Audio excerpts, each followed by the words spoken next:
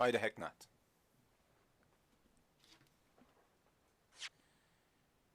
Give me a second. We will start in like 2 seconds.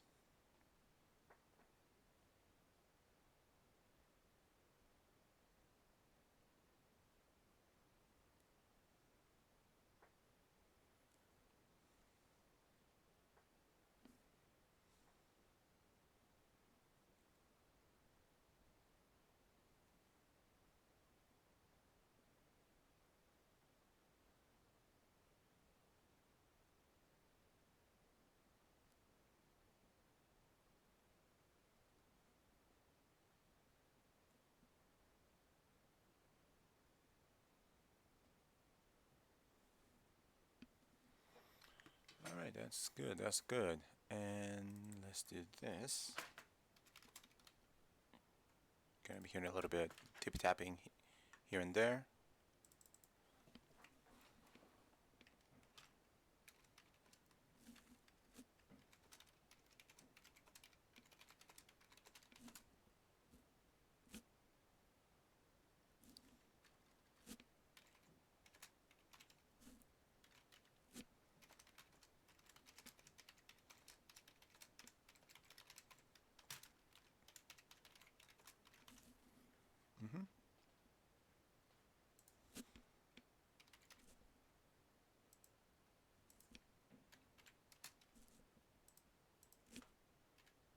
Alright, that should be good enough.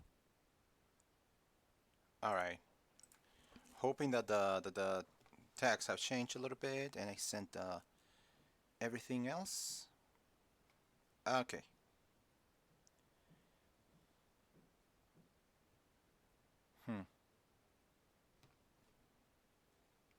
So, I think we're fine. Let us continue our quest through the Greatest Attorney.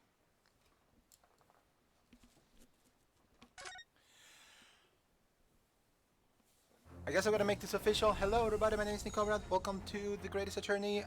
Thank you so much for coming. Thank you so much. Please sit down everybody. There's plenty of space everybody. Everywhere, I mean, plenty of space for everybody. I've had some slight issues with audio. While everything is okay on the streaming side, you can hear everything just fine. I personally cannot listen to stuff through my headphones, so there will be maybe you'll be hearing a little bit of audio doubling from the audio from my TV, because I do want to listen to the music in this game ever so slightly, but that's okay. We are in the middle of case 3, and I can't wait. I don't even have any witty things to say in the middle. I can't wait. I have to see what's going on. Last time was too much for me to handle. Oh my gosh. So on 18 February, 12:52 p.m., the Old Bailey, defendants, and chamber. What on earth just happened in there? Mr. Naruhado, I've managed to find out what happened. Susato. What should be something stupid? Because it's gotta be something stupid. I was told it was an advanced form of smoke grenade, a type of exploding device that releases smoke. A smoke grenade? Sounds like the sort of things ninjas use. Just making sure everybody is safe now. I think the trial will start again before long. But who would have done something like that? The police managed to catch someone who was trying to flee the courtroom, apparently. Flee the courtroom? Why? Well, it's a young girl of around 15, I hear. A young girl of around 15 that's trying to use ninja-type skills, has a smoke grenade, and decides to defy the authorities.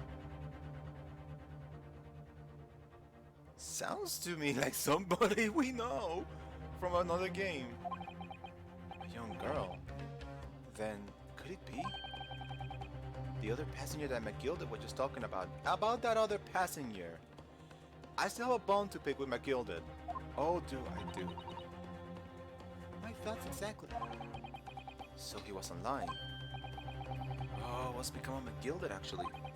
There's so many things I need to ask him about. But he's not here. I think he was summoned into the prosecutor's chamber to answer the question. English. I think He was summoned to the prosecutor's antechamber to answer questions, along with a young girl. Who is she, I wonder? And what was she even doing here at the trial? She was taking a huge risk, and for what possible benefit to herself? There's another matter that's troubling me. And that is? The 20 pence. Really? That's bothering you? I mean, yeah, somebody's trying to say the 20 pence is because the driver overcharged, but it definitely sounds like it's supposed to be like the fifth person. Oh, the little magical book of everything. According to the coachman, Mr. Beepo, he took 4 passengers at night at a fare of 5 pence each. That comes to a total of 20 pence exactly. But now it seems there were in fact 5 passengers, which means the figures don't seem to add up again. Exactly, somebody was lying. Oh, in fact, it sounds like several people were lying. But why? She's right. That is strange. Okay. Counsel for the defense kindly proceed into the courtroom. The trial will recommence in 5 minutes. Okay. Thank you, officer. We'll go in straight away. Well, whoever she is, I imagine this young girl will be asked to take the stand and testify now. I really can't imagine what she's going to say, but it could alter the whole direction of the trial. We'll know soon enough, Miss Susato. Yes. Okay. Okay, can we actually have a normal trial for once? Oh, I forgot, this is the Ace Attorney universe. The answers are resounding no. Back into the courtroom we go. And we have somebody. Somebody else. Is that old 15-year-old girl? So there's a young girl next to Matilda. Look. She must have been the one who caused the disturbance before. Well, after that rather eventful recess, the court will now resume the trial of Mr. Magnus Matilda. Now then, Lord Van Six. My lord.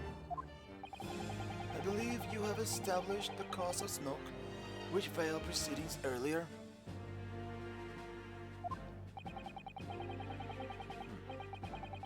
It seems to have been an advanced form of smoke grenade. These are typically employed by the army. Good gracious, the army? What in the devil's name? It was an elaborate attempt by a young girl to cloak her escape from the public gallery, but she was caught, and now occupies the stand. Your name, girl? Oh, she ain't gonna tell it easy. Oh. Are you responsible for the smoke grenading, which induced such pandemonium here in my courtroom? You're gonna say anything to your defense, girl? No? What is the meaning of this deplorable behavior? Ahem. If I may, my lord. Yes, Mr. McGilda.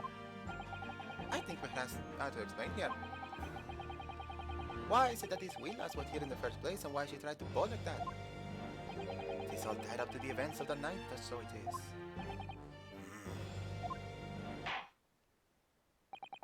Very well, Mr. McGilda, give your testimony.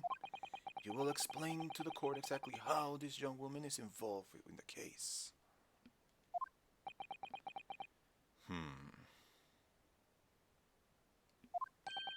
Just what did happen last night? That's what I want to know. It's not like a defense lawyer needs... It's not like a defense lawyer needs that information on anything. Yeah, I know. Oh my gosh. Okay, let's continue.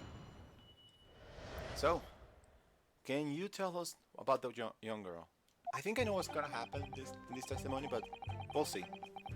On the night in question, I took the back seat in the omnibus and promptly nodded off. Then, begorra! A loud thud and the wee scream woke me up with a fair start. There was a fella collapsed on the floor at my feet, so I sat him up on the seat across from me. Then I turned to find out where the scream had come from, and bless my soul, what do I find? There was a child there, all curled up in the ball, hiding her wee self away.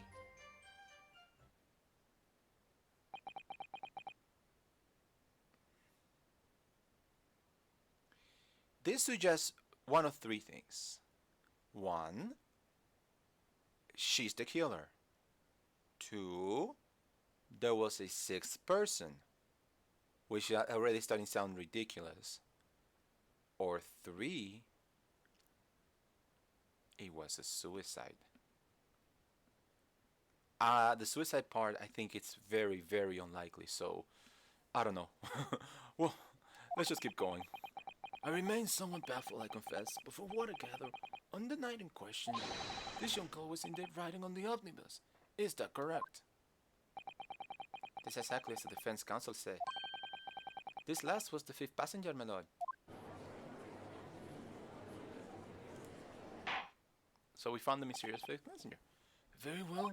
The defense may now cross-examine the witnesses. Are you ready, counsel? No. Like, we have nothing. Yes, my lord. Or rather, no. Yep. We're in the same channel here. I have no idea where to start.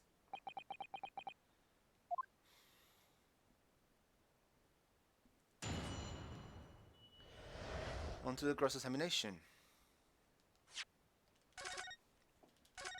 What is going to happen here? I have no clue, but we're gonna do this. Alright, next question to the back seat, and then put it off. Hold it! And when you first got into the omnibus, were there any other passengers already on board? There were not. The cabin was empty, and there was no one on the roof deck either. You were the first passenger, as it were, I see. Aye, and that's why I took the backside as I did. This is the most comfortable, so it is. Can you explain exactly what you mean by the back seat? By all means. This how you already described it earlier. I'm talking about the seat opposite the one which the poor gentleman was sitting. Like I said, this is the most comfortable and what I feel the most ease. And of course, I enjoy gazing through the skylight 4 times time as well.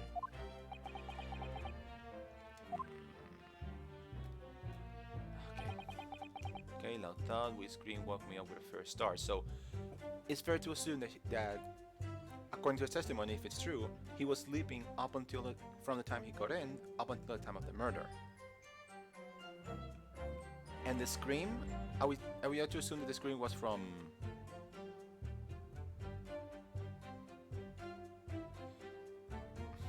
Hold it! I have a suspicion, but I'm not gonna say anything yet. A loud thud, you say, and a scream. Aye, that's right. How can I explain it? Just like the sound of someone falling to the ground. That sort of noise. So you think it was the sound of Mr. Mason falling to the floor having been stabbed? Well, nah. You remember I was asleep at the time, so I wouldn't like to say. And when the sound woke me and I opened my eyes, there wasn't a soul to be seen in the carriage but the fella on the floor. You didn't see anyone? But at the same moment, you did hear a scream. Ah, from the seats above you on the roof deck, I presume. Not above me now, my lord. It was from inside the cabin. But I wasn't altogether thinking about the scream. No, I was just stunned by the desperate sight before my eyes. There was a fella collapsed on the floor at my feet. So I sat him up. Okay, yeah, sat him up. I don't know why I keep reading his voice. It's like I just reading his voices because it's like, oh, it's fun. It's kind of fun, even though I probably am offending every single European at the same time. Sorry. You set him up? The victim, I mean. That is it. And the seat across from me, as I said. I could plainly see the poor devil was already gone. And you wouldn't leave a dead man just lying on the floor now, would you? These common courtesy, so it is. I found it a little hard to believe. Anna? North Sandvik, Northern 6. Now what would that be? You wake to find a man lying dead at your feet in a carriage, and no more person would hail the cabman. Any upstanding member of London society, that is. Well now, as you know, I'm in something of a special line of business. The business of lending money at exorbitant rates of interest. Unfortunately, my lord, not everyone is thankful for the help I offer them, and some would even see me dead. So I do try, well, possible to avoid getting myself in a tangle with trouble. Are you suggesting you're just gonna leave the man there? Heavens alive, no! I was always pretending to report it, so I was. Only, I had a mind to find out the whys and wherefores first. The whys and wherefores? Right you are. There were some details I wanted to understand before anyone else got to meddling. The whiskey cream I heard, for example.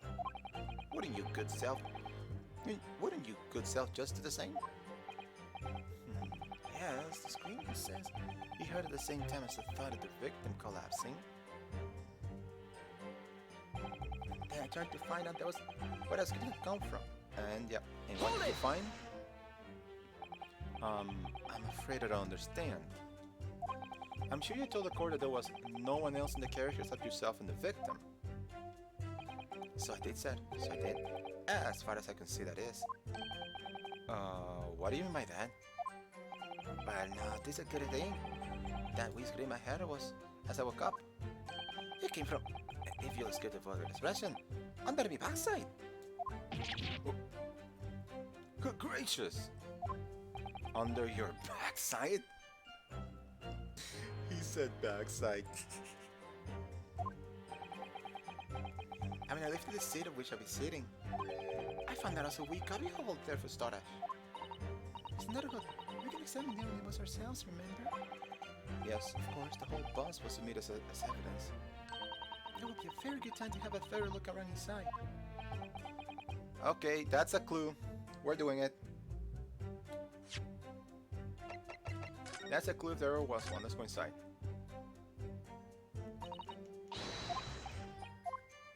Okay. Okay. Oh no, I was wrong. There is a pool of blood over here. Okay, I was wondering, like, I saw the pool of blood here, I thought, well, there's no pool of blood here, and I was completely 100% wrong on that. So what they're talking about is this. Okay.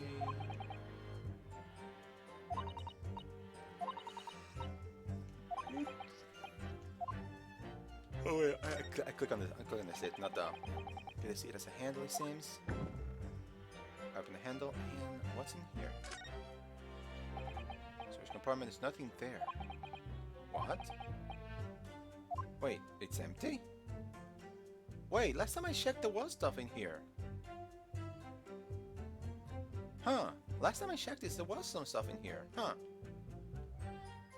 But yeah, it's empty and it's big enough to store one human in here if they want it.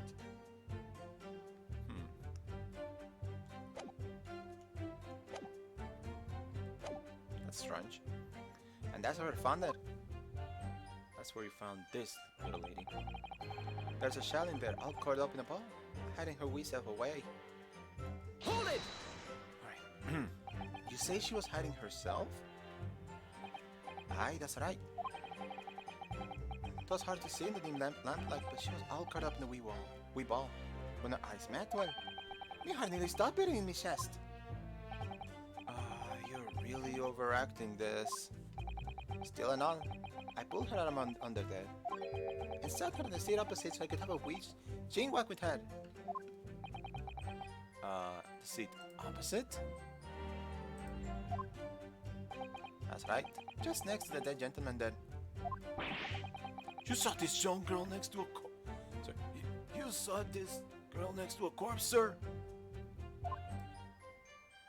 Well, as I'm sure I mentioned, a gentleman in my position can all too often find himself in more than danger. So, I needed to find out just who this audition was, you see. Mm-hmm.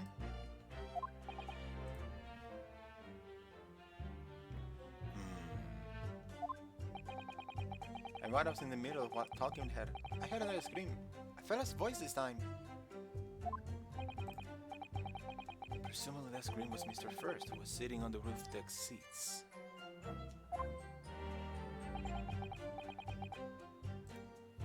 There you are, again, I would say, sir. Looking down to the sky like he must have seen this young girl, a gentleman with a knife in his belly.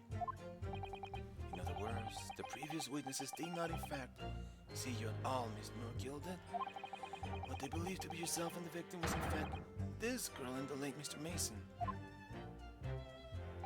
Aye, my lord. I was, as I think everyone else understands now, sat at the back of the carriage out of sight.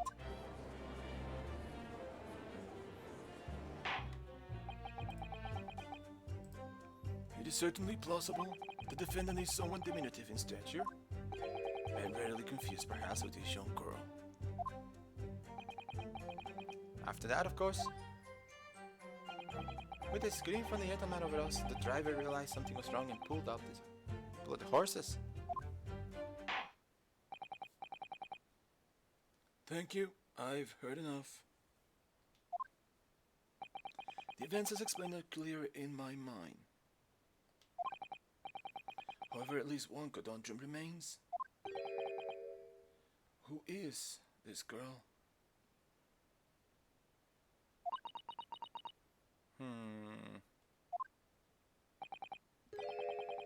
Her name is Gina Lestrade, my lord.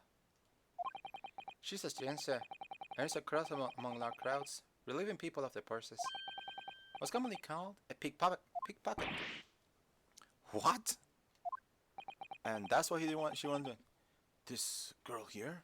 A petty thief?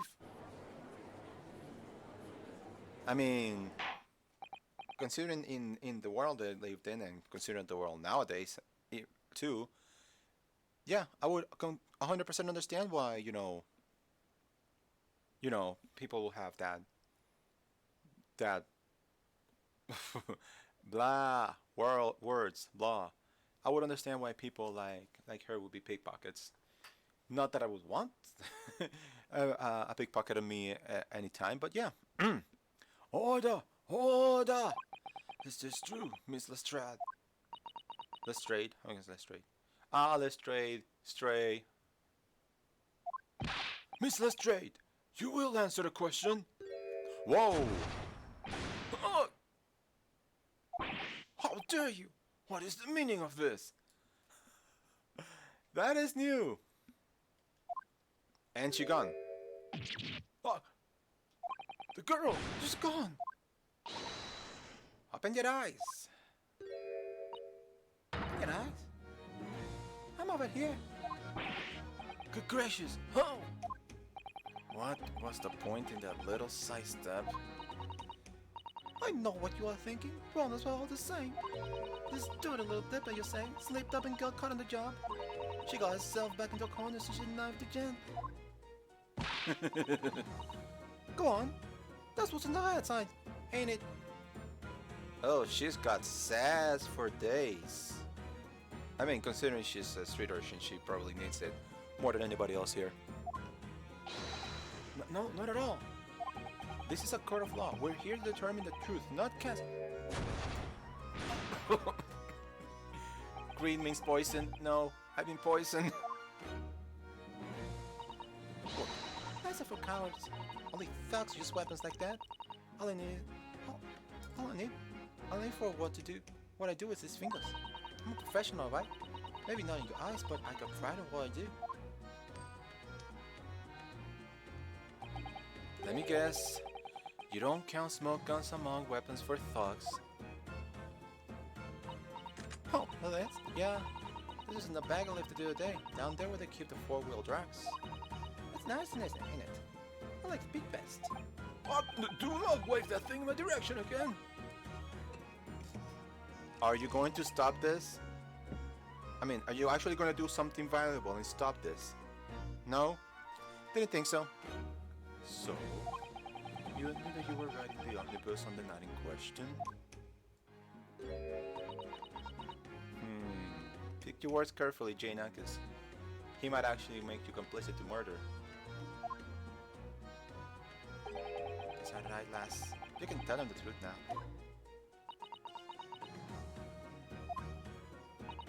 Alright, yeah. Just like the Irishman said. The court accepts this girl's Miss Gina Lestrade as a valid and significant... No, sorry. Wrong accent. The court accepts this girl's Miss Gina Lestrade as a valid and significant witness in this case. Accordingly, young lady, we will now hear your testimony, if you please.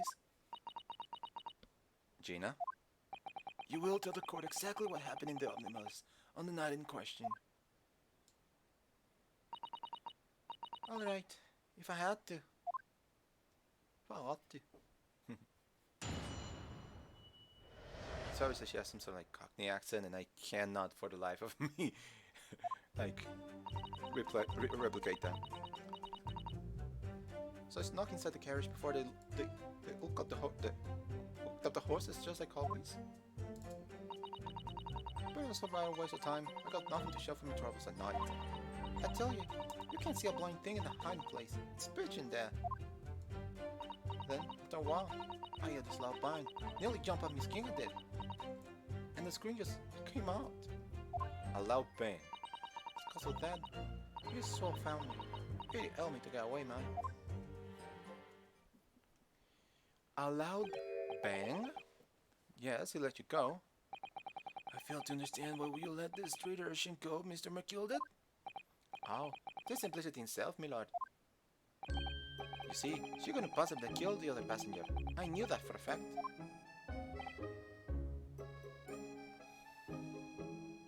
Are you telling me that Mr. McGilded allowed himself to be put into trial for this murder just so she wouldn't be cast as the suspect?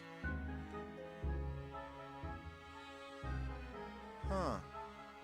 If that's true, then, you know, he's a better person than I thought he would be. As we should have said before, sir.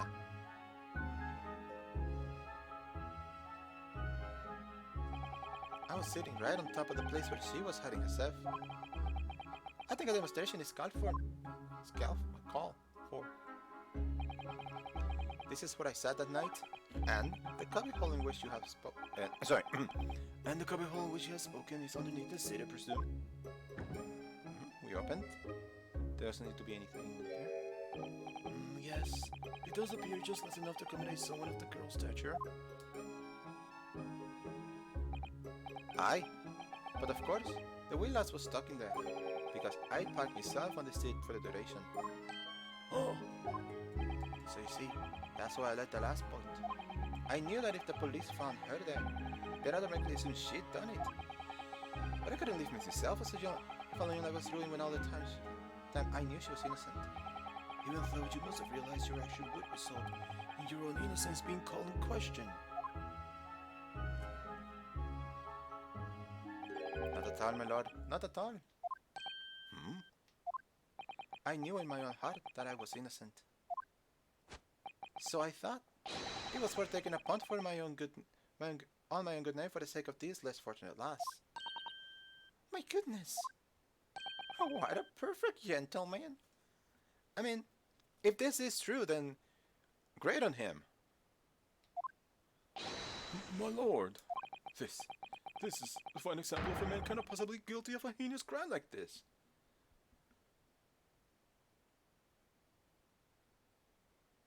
I'm not entirely sure if one correlates to the other, but, you know, it does give us good favor with the judges, so I'm shaming myself for ever doubting you, sir. Well done, McGilded. Well done.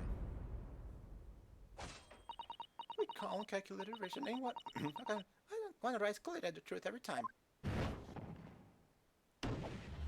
No. This case is not over yet.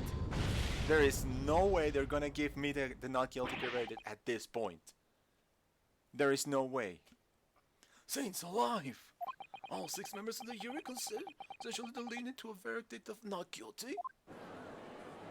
There's no way. There's no way we're gonna get it. Isn't that how this... Well, it must mean...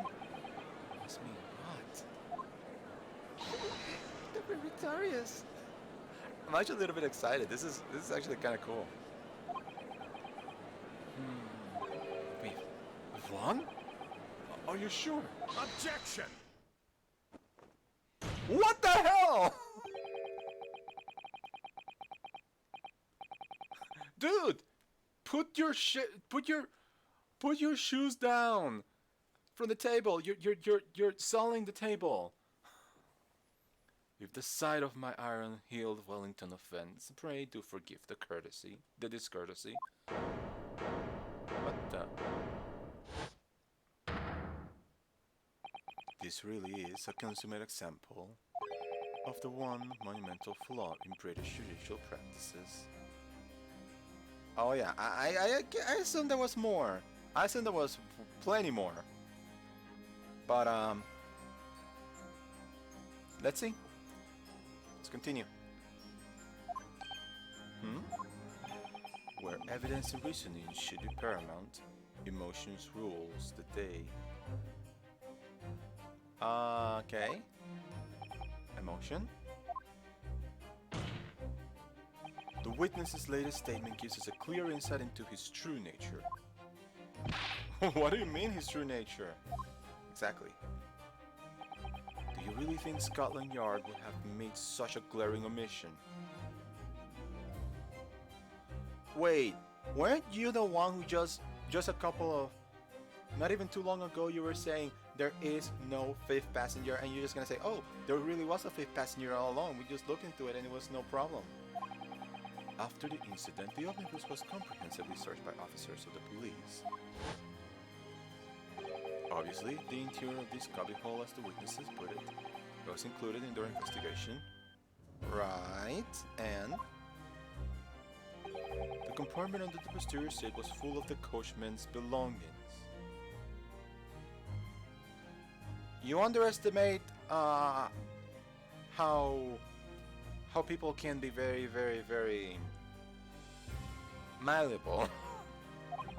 It's noted in black and white here in the police report. Good lord!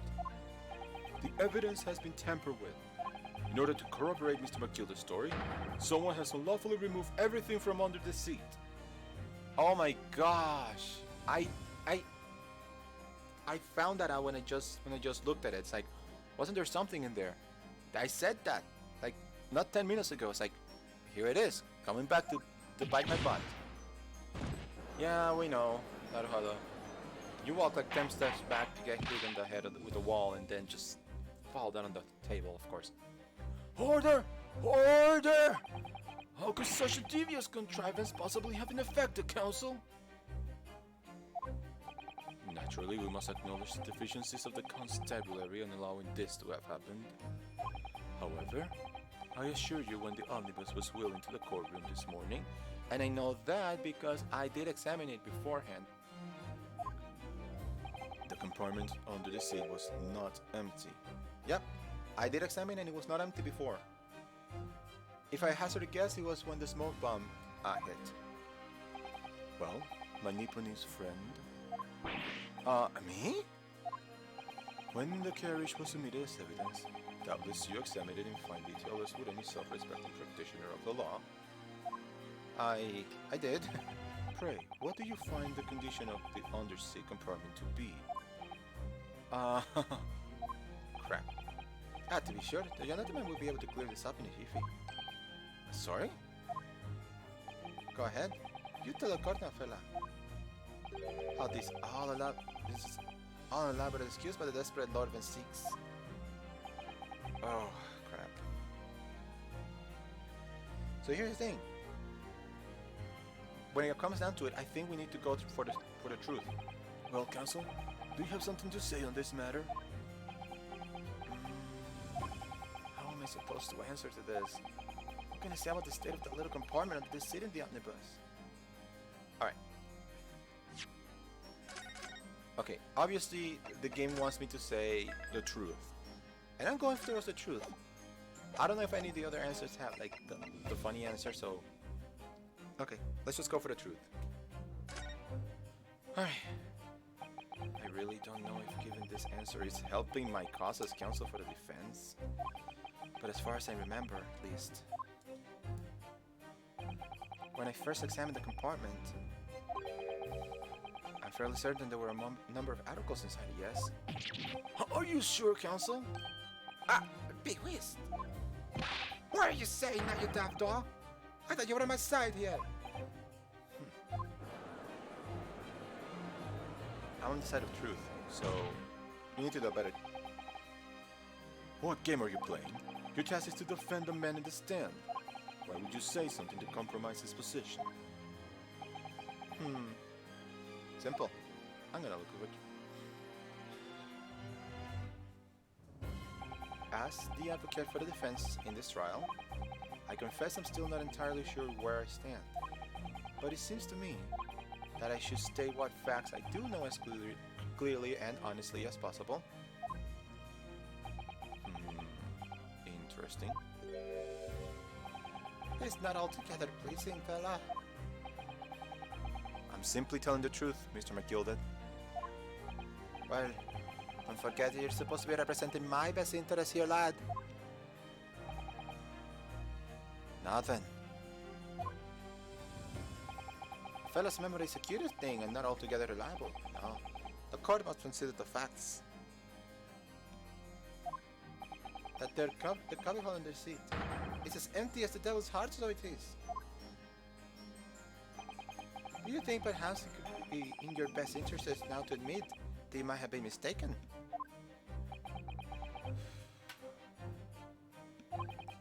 Why do I feel like something's not right here?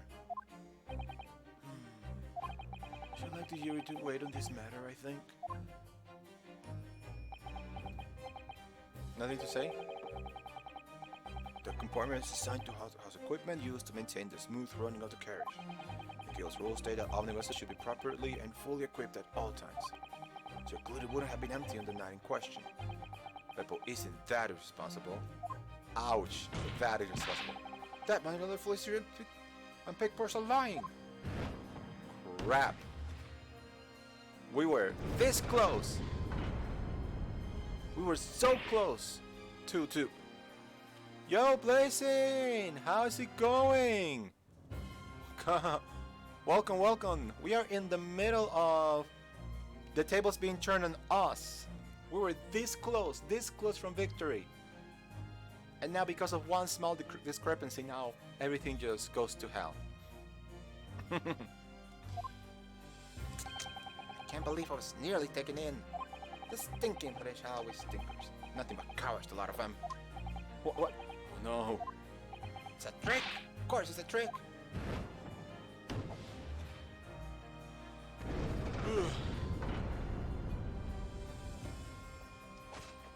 Ow! Well, I am doing just fine right now. I decided to start streaming early because for two reasons actually. One, I might, depending on how the new schedule is going. Yes, it is Blazing himself. Depending on how my schedule goes for the week after I come back, I might actually start streaming a little bit earlier, like this hour or maybe an hour after, because I will be streaming less days, but more hours per day. So hopefully, you know, I want to get into the taste of streaming earlier. But in terms of the game, it's really good. Like the plot starts thickening, and I can't wait to know the whole truth. So yeah, because you know, it's almost been a month since I started streaming, and I really quite like doing this, but I need a bit of balance, so I can't just stream every day, because it's gonna be a little more stressful. So I'm just gonna be streaming 4 days a week. I already set it up in my about page what I'm gonna do for my 4 days. But I am definitely intrigued by what's going to happen here.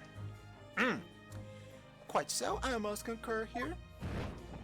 And there goes my advantage. Now I'm 50-50. Thank you. Your calm, calculated reasoning will rise clearly to truth every time. Yes, but every time a different truth, it seems.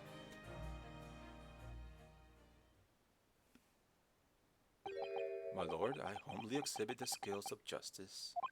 Clearly, a verdict of not guilty this time would be wholly inappropriate. Thank you, counsel.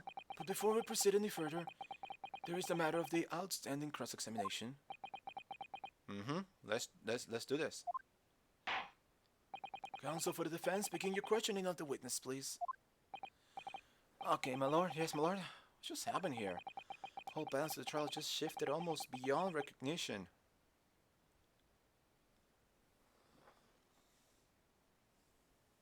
My normal accent?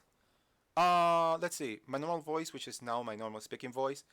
I don't know what you would call this accent, because my native voice is my native language is Spanish, and that's what I basically spoke almost exclusively for like almost 20 years, and then I started learning English, and I can speak English very well, but I can never escape the Hispanic accent. So maybe that's thing, my Hispanic accent. If you talk about the accents I'm doing in the game, is an abomination. That's what I like to call my accents in the game. And in the game, they're an abomination.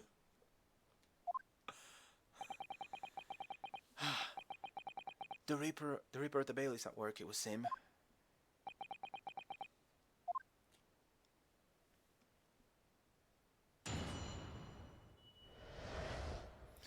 Okay. So, can we actually get something going our way? Just notice in the carriage before they hooked up the horses. Hold it! Always. So, you were already in the omnibus before you even set off on this run. Well, yeah. I mean, what's the point of spending a euro to make a few bob? There's a wrong idea in it. I suppose she means there's no point in spending money to make money. Actually, makes sense. Counsel, may I remind you that this girl's appetitive. Kindly refrain from entertaining her tenants. Well, Madame Skrilla del Mystery of the Personal. 4 paying passengers and a 5 pence apiece, making the 20 for which the cabman testified. And 1 liter escape cake. It is riding for free. The right conk of a driver always goes for some grub before it starts around, I see. That's why I sleep in the carriage and get myself sitting on the seat. That's an easy, right?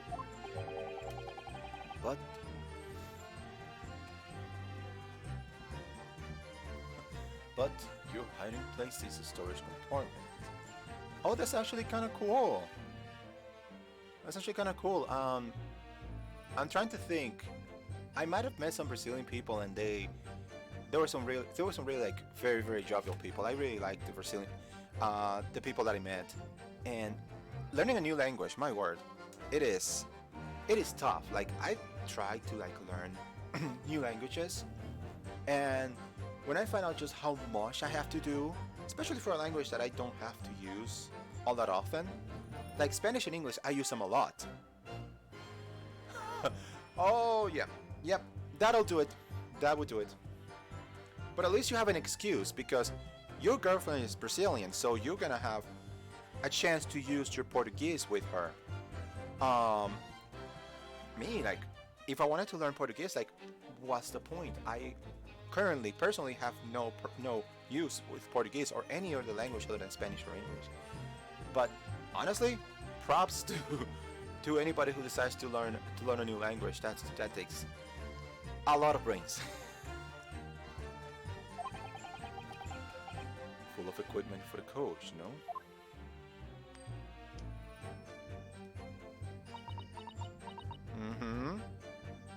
You know, you're not looking very hot right now. You could be accused of conspiring for murder. You better give us something good.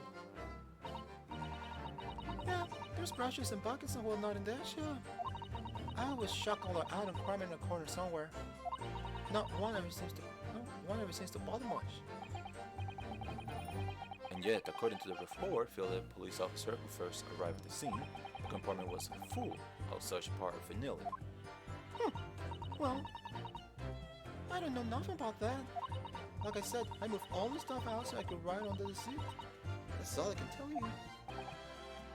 I don't know what kind of accent I'm giving here. I'm just reading. It seems we've reached the end of that line of inquiry. Continue. Goes right away. It's got nothing to show for the troubles that night.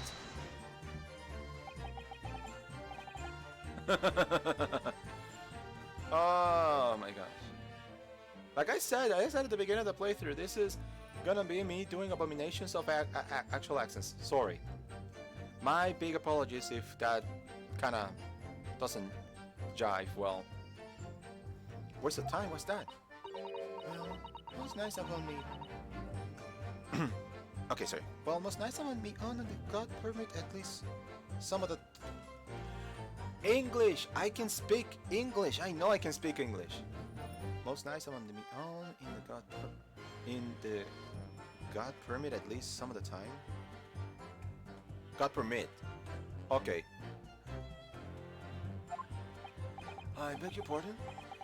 Do you say God permit? Oh yeah. Well, that's what my kind call it, you know. You say the omnibus, I suppose. The point is, when you know around the carriage ain't got none in it for a while. And that's when you come out of your hiding place and get away. That's it.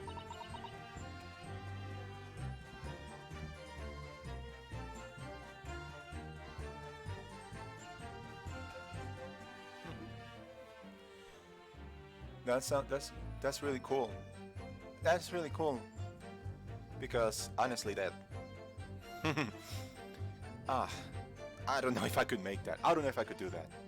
Well, maybe if I can find somebody, you know, an SO that's you know, that's from other place. Like, yeah, that'll give me the motivation to learn another language.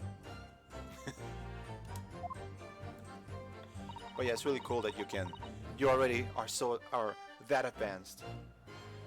This girl was sat on me seat from the start. And the portion of her waited. That 1 inch, I was totally stuck. Do you mean to tell us you were present in the carriage for the duration? You were under the seat the entire time while the events unfolded in the enclosed cabin?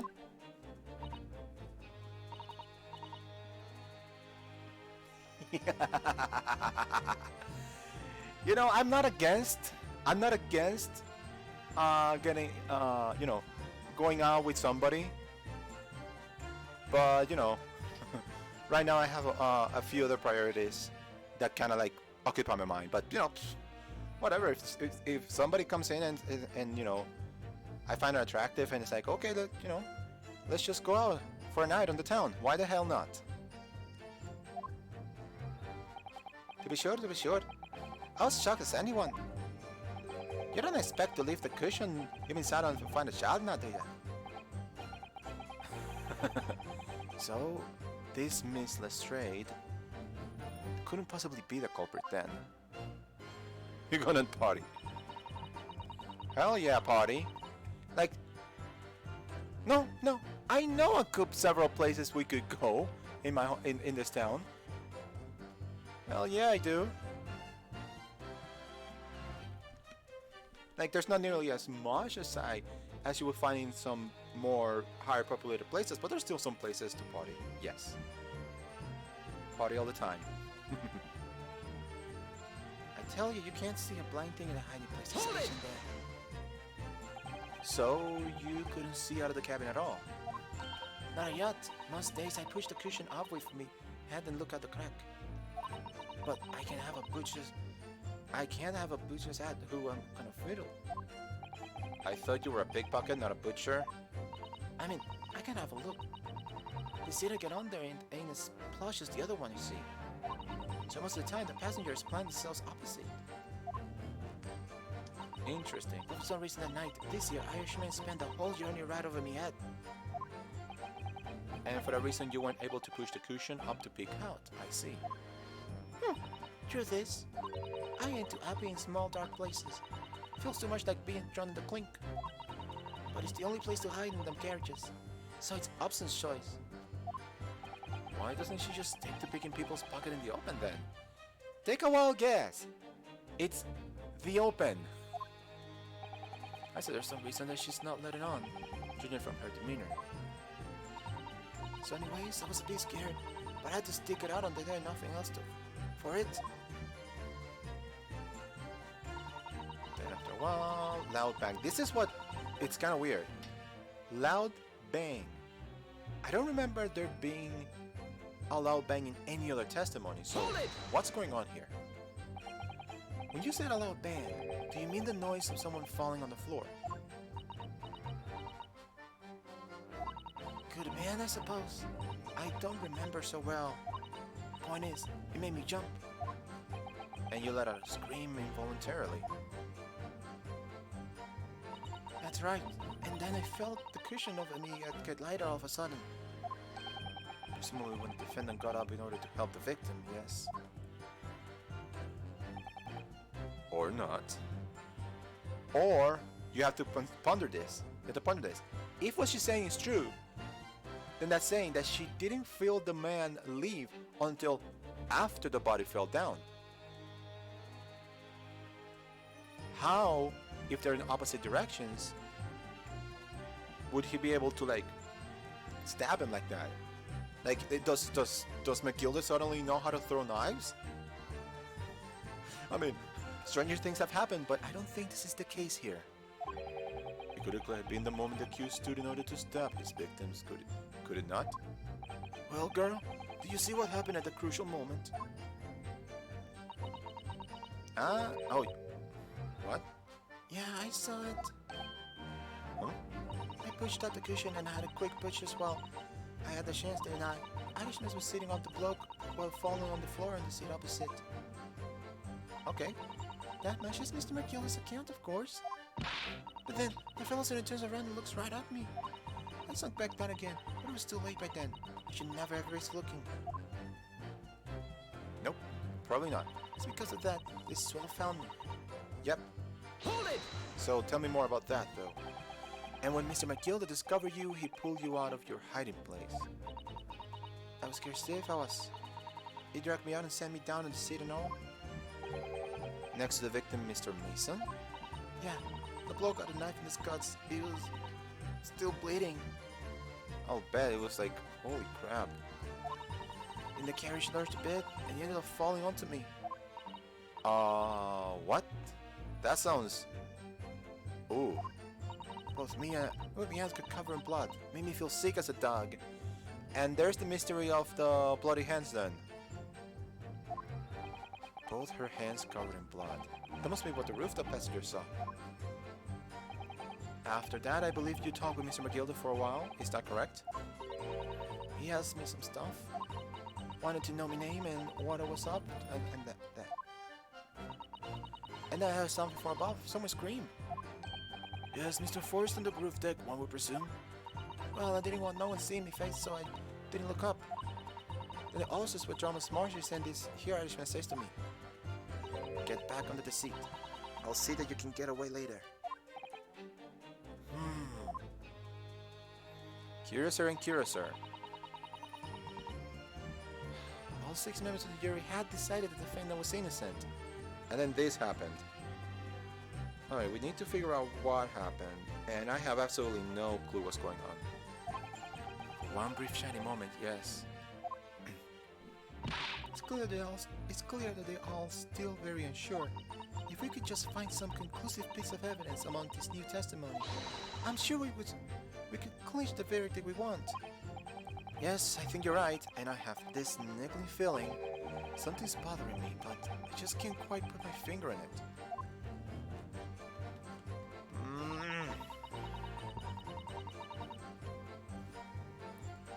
Alright. I have absolutely no clue what I'm supposed to do now. Come on. I will find what I need to do.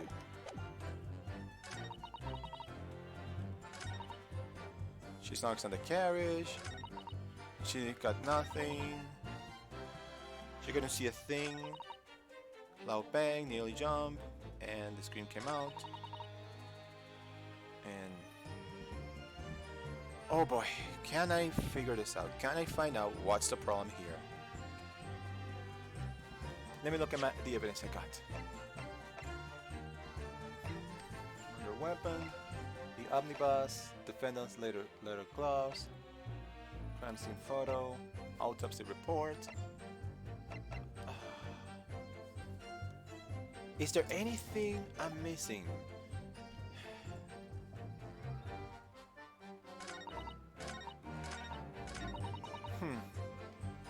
This is the part where I'm not entirely sure if I know what I'm supposed to be doing. It doesn't seem like I need to talk to McGilded here, because McGilded just stayed still and there was no problems with testimony there. So I wonder. My problem, I think, is probably the omnibus is what I need to present, but where? Snuck inside the carriage, that's fine. Nothing to show. Anything in that hiding place? Is it true that you cannot see a single thing in that hiding place if you go in there?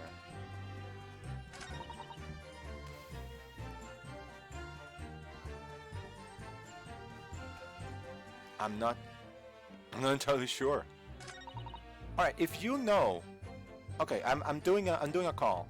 If you know, I don't want to know the actual answer, but is it through pressing or is it through presenting that I go forward? Do I need to present evidence or do I need to keep pressing on, see if I can find something?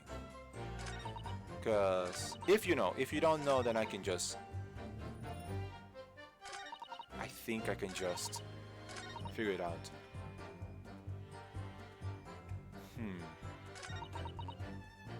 Got nothing to show for myself.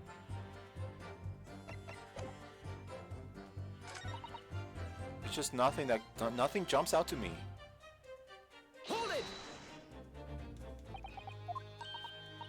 Because I could always go to McGilded for that, but there's nothing. McGilded just stays there. Yeah, there's no reason for me to go to McGilded for anything.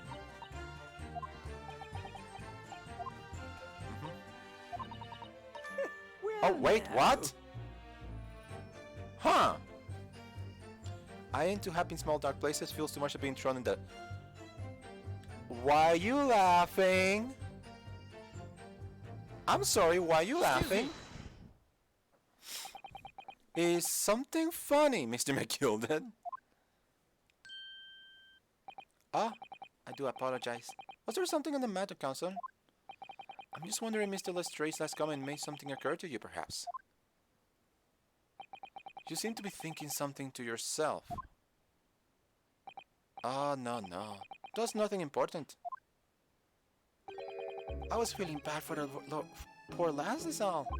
I remember feeling desperate myself as a young lad. Shot up in the dark. It was terrifying, so it was. I see. Yes, I'm sure we can all sympathize. Still scared of the dark now. I'm glad you didn't say that out loud, buddy. And I don't know about yourself, but I find that the darkness seems to make everything you hear seem that much louder as well. Gina? I mean, she's still a teenager. Yeah, I suppose it does. Maybe. Miss Lestrade? Did you hear something that night? Anything? An unusual noise, perhaps? Come on. Nah, not really. All I could hear is the Irishman snoring. Big yappers! There's no need to tell the whole world of me foibles, you little scamp. What a pity. If only Miss Lestrade had heard something, it might have given us a vital new clue. Yeah. What should we make of the last statement at first, though? Wait a minute. What did she just say? I think this is significant. No. Wait, I did wrong. I clicked the wrong button. Yeah, no, Susato, sorry. Well, I don't know. Is it really true? Must be, surely. Perhaps that's precisely the point. Couldn't that be important in and of itself? Exactly. Dang it, come on. Continue across. Ah, dang, I've got to go back to it. Damn it. I'm an idiot. Okay, Hold it! let's do this again. From the beginning.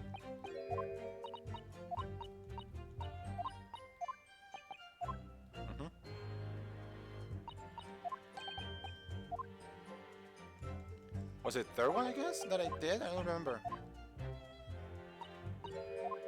No, it was a third one. I'm an idiot. Yeah. Yeah, I know.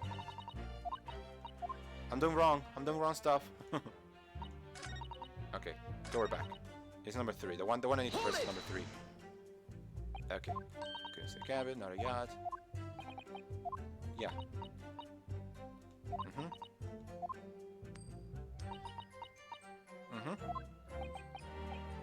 Yeah. Well, Okay, now let's talk to you. Excuse me. And let's just like, I don't know. Let's keep this as much as we can until we get to the. Oh my gosh. Hold B, hold B, hold B. Well, we get there. How has your days been? I mean, my day has been pretty uneventful, except for the fact that I did a little donator plasma. Okay, we're back here. It's profoundly important. There we go. My lord, I believe the statements just made by the witnesses is profoundly important. Profoundly important? Profoundly important! But all she said was that she heard nothing. Yes, which is the profoundly important point. I'm almost sure of it. I'm almost sure that I don't understand the inner workings of your Eastern mind, Counsel. Nevertheless, Miss Gina Lestrade, you will supplement your formal testimony by repeating the last statement, please. What? Superman? What are you on about? Don't give me any fancy talk. I know what you're trying to do. Well, it won't work on me. That's right, insult the judge. Always a good move. Always. I was straining my ears to work out what was going on, but all I could hear was snoring. Let me press that because I think this is where we need to present evidence, but we need to figure this out. So you're trying to hear what was happening the entire time since the moment you hit yourself? Not exactly, no. Sorry? Well, there was no one in the cabin to start with. I could push up the cushion and have the pushers to see what was what. But then, when I saw this swell getting on, it got me head down, so I got me head down so he wouldn't notice me. And Mr. McGillis sat on the seat under which you were hiding, correct? Yeah! Well, yeah, I'm a vittnen, not a mug. So all I could do was listen. And I was waiting to jump out of there as soon as I heard him leave, see?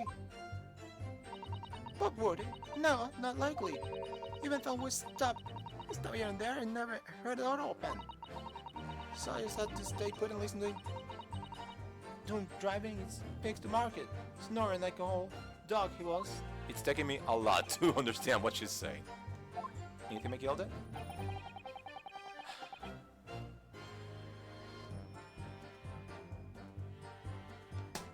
Something doesn't add up. She didn't even hear the door open after he got in. So, how did Mason get in here? That's a good question. Mrs. Straight, why have you just told the court? It's clearly at odds with the facts. Huh. At odds? Are you sure, man? Absolutely. It seems my lord and Nipponese friend is not as dull-witted as I feared. So when Six realized it too. Yep, let's see what this has to deal. This leads towards. Counsel, I must insist that you bolster your claim with evidence, or some complicit party's name at the very least. Yes, my lord. I expect you to demonstrate this alleged contradiction to the court. According to Mr. Straight, while she was hiding in the omnibus that night, she heard nothing but the sound of Mr. McGilda snoring. Think, Reno, as you can think. There's something else she should have heard. And I think I know what it is. But just in case I'm wrong. So what should she have heard? Very simple. We don't have evidence. But we have a person. Where, my lord? Allow me to elaborate. On a particular sound that Mr. Drake could not have failed to hear on the night in question. The sound very clearly explained by the presence of the following person. Our victim. Like, how could she not have heard the door open for the victim? If Magnus came first and there was nobody else. Take that! Thrice Fire Mason? Right. Yes, my lord. The sound that Mr. Straight cannot have failed to hear is that of the victim, Mr. Mason, boarding the omnibus. Ooh, the music! We're in big moment now. Order, order! Explain your reasoning, counsel. Mr. Straight, allow me to confirm something. You claimed earlier that you were the first person to board the omnibus. Is that correct? Yeah, of course it was. I got on while the driver was in the pub, didn't I? And the next person to board the omnibus was Mr. McGilden. That it was? Not a soul was in the cabin when I climbed aboard. At least, not in plain sight.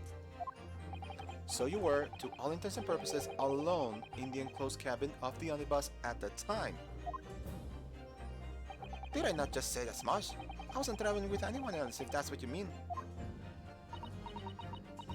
Yeah, I saw him get on, remember? Through the crack under the seat cushion. He wasn't his own for sure. And from what we've heard, the carriage made a number of stops after that on its onward journey, during which time you did not hear the door opening or closing at all. Nah, I never heard it. That's exactly what I was listening for, weren't it? Waiting for this to swell to leave. In which case, when and how did the victim end up in the carriage? Oh, this is thick. This is getting to the thick of it. Now we had the mystery first of the amazing disappearing fifth passenger. Now the mystery is the amazing appearing Mr. Mason. How did Mr. Mason even materialize into this crime scene? We know that the victim collapsed inside the enclosed cabin of the omnibus. Therefore, Mr. Straight's statement about what she did or did not hear is at odds with the facts. Oh, I love spicy. I love me some spicy plot. Yes, this petty thief statement was clearly flawed. Leuven 6. Yes.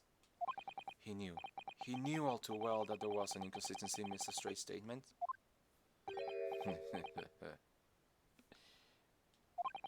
It would seem words of thanks are in order for my learned friend. Yeah, I am smart, you idiot. What are you talking about? You have demonstrated matters impeccably. This witness and her colorful statements are entirely unreliable. Her words are convenient untruths, nothing more. And we just hung ourselves, didn't we? Nothing that she said could be used. It makes no sense whatsoever. And this girl is a pickpocket. Let's not forget that. Lady, calm down. Calm down, Grandma. Calm. Thanks, Grandma. She didn't say anything. Exactly. I didn't want you to judge that you're a little mite just because she had some rather naughty ways. She has some naughty, but I must say,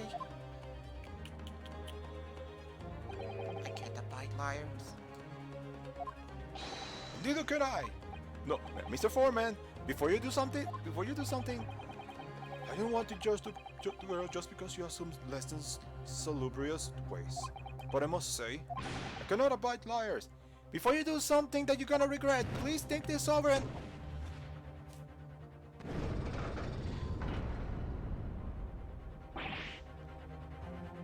Ah! Isn't that all? That's 5 you remembers leaning towards guilty. Oh my gosh, we're gonna have to do this again, aren't we?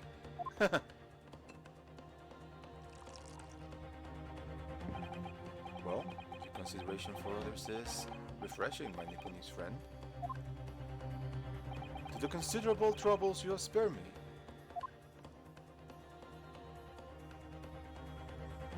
I hope you choke on grape juice. Yes, very refreshing. Ah! Oh. God, what are you playing at? Have you forgotten you're working for your useless sister, no matter?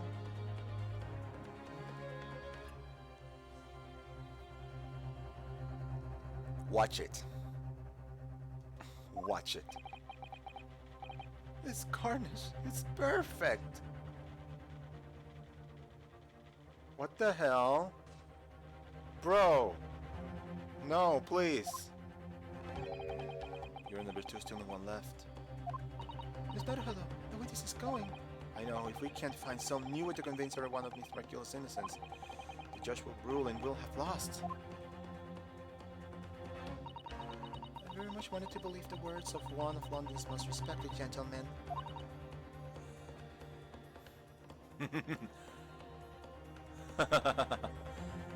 Now let him cut his tongue.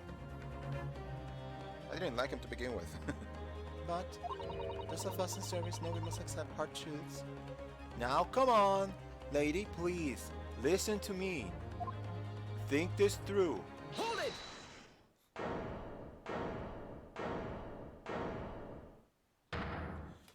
Yes, the witness's last statement seems to reveal a critical inconsistency with her story and keep pressing the wrong buttons. However, if we consider the possibility that her statement is in fact the truth, it may shed an entirely new light on this whole case. What are you saying? Oh, finally, something! Thank you for doing something, Naruhodo. Counsel? Sorry, sir? Whatever do you mean? Counsel, I will not tolerate your attempting to prorogue in my adjudication. Explain yourself at once. When the accused boarded the omnibus on the night of the question, the victim was nowhere to be seen. Subsequently, the carriage door was not heard opening a single time, as testified by the witness on the stand. And yet the victim's body was found inside the carriage. If this petty thief's words are to be believed, how do you explain the victim's miraculously appearance inside the cabin of the omnibus? Okay, Inosuke, think this through. Think this through. How? Is he a magician of some sort? Is he magic? There's only one way to explain how the victim came to be inside the carriage.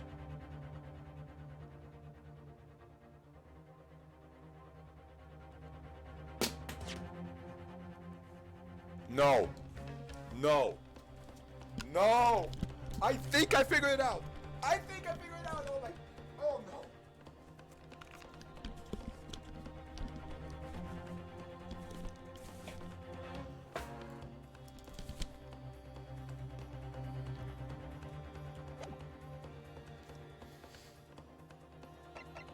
Think about it! Think about it! It's... Oh my gosh! Okay, you wanna hear my reasoning? Okay. You know where he was?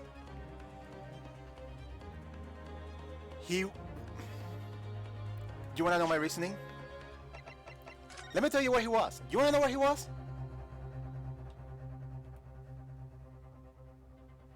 Up here. That's where the victim was. It makes sense! He was up here, he was killed here. Look at the latch, the latch which can be opened from the outside. The latch was open from the inside. The victim was thrown from down up here, down here, and it landed down here with a big thud. This is the big thud that made her scream and the accused wake up, and that's when everything else happened. So, if this is true, if this what I'm talking about is true, then one of the two witnesses that we saw before is the killer.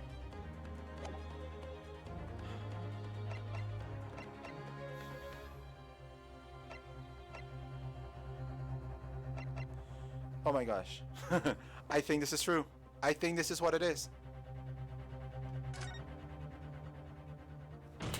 Obviously, the victim must have been placed in the carriage after he was killed. Objection! Tell me, my learned friend, what was the function of the obviously in your last sentence? Huh? Well said, Lord Vinsix. Wait, did I do wrong? The obviously is troubling me also. No. That's really not the point. The point is that the victim must have been moved into the carriage afterwards. Then answer me this. How could a cadaver have been placed inside a moving carriage? Well, obviously... Okay.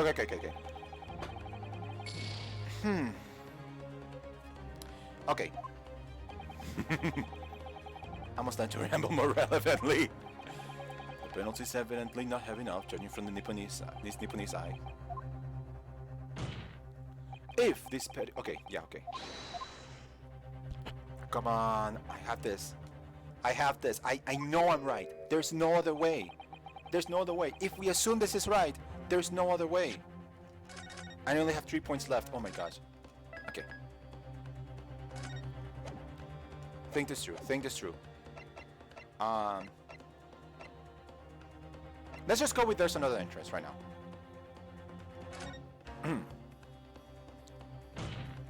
If the door wasn't open even once, the only explanation is that the victim entered the enclosed cabin some other way. Objection!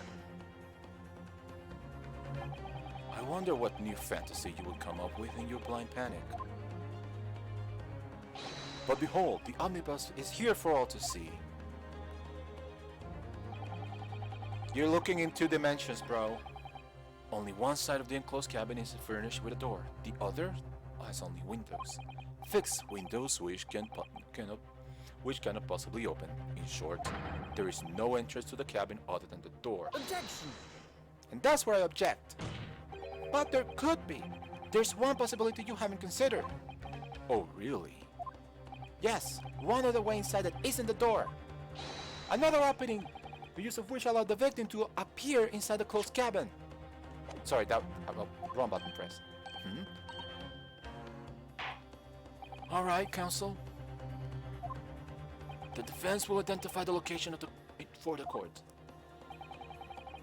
Here's the omnibus in which the incident occurred. Where on earth is this entrance would you propose the victim enter the cabin? I know I'm right, and this is it. Take that! Right here. The answer is obvious. I could only have been the skylight. I say, the skylight, and the music swells. Objection! Your ludicrous proposal almost has me lost for words. However... Objection! Hey, before you say anything else, the skylight may well be large enough for someone to pass through. Objection!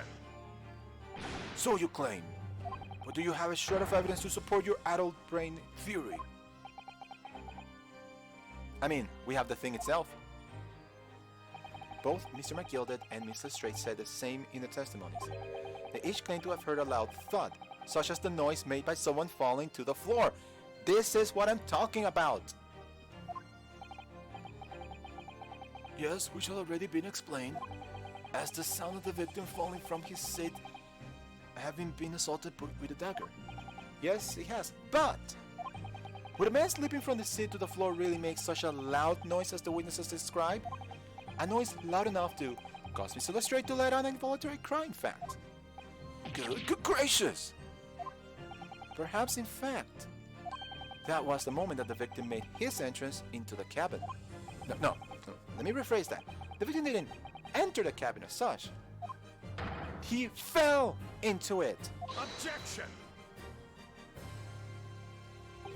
You're not suggesting that the victim fell from the skylight into the cabin? That's simply impossible. How can you be so sure? Because if the victim had fallen inside through the skylight, as you say, the passengers on the roof deck would have seen it happen. And yet, not one person made mention of such events in their testimony.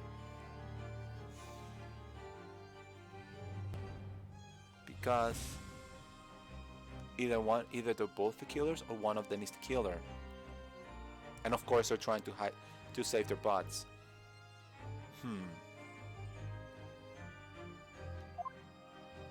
Well, yes, that's true, but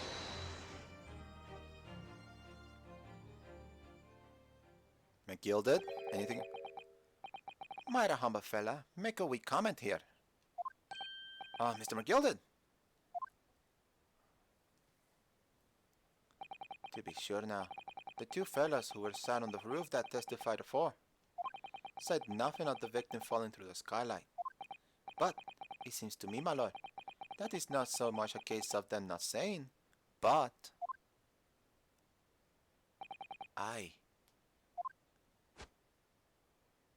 it's a case of them being unable to say. Unable to say? What do you mean? I think perhaps the two fellas do be having something of a compelling reason not to mention what happened. Would you not agree, fine ladies and gentlemen of the jury? What? Why are you appealing to the jury in this? Oh my goodness, surely not. Those two shots on the roof. Right. You mean the ones who stuck that knife in the man were... So... Oh, hold. Yeah, hold.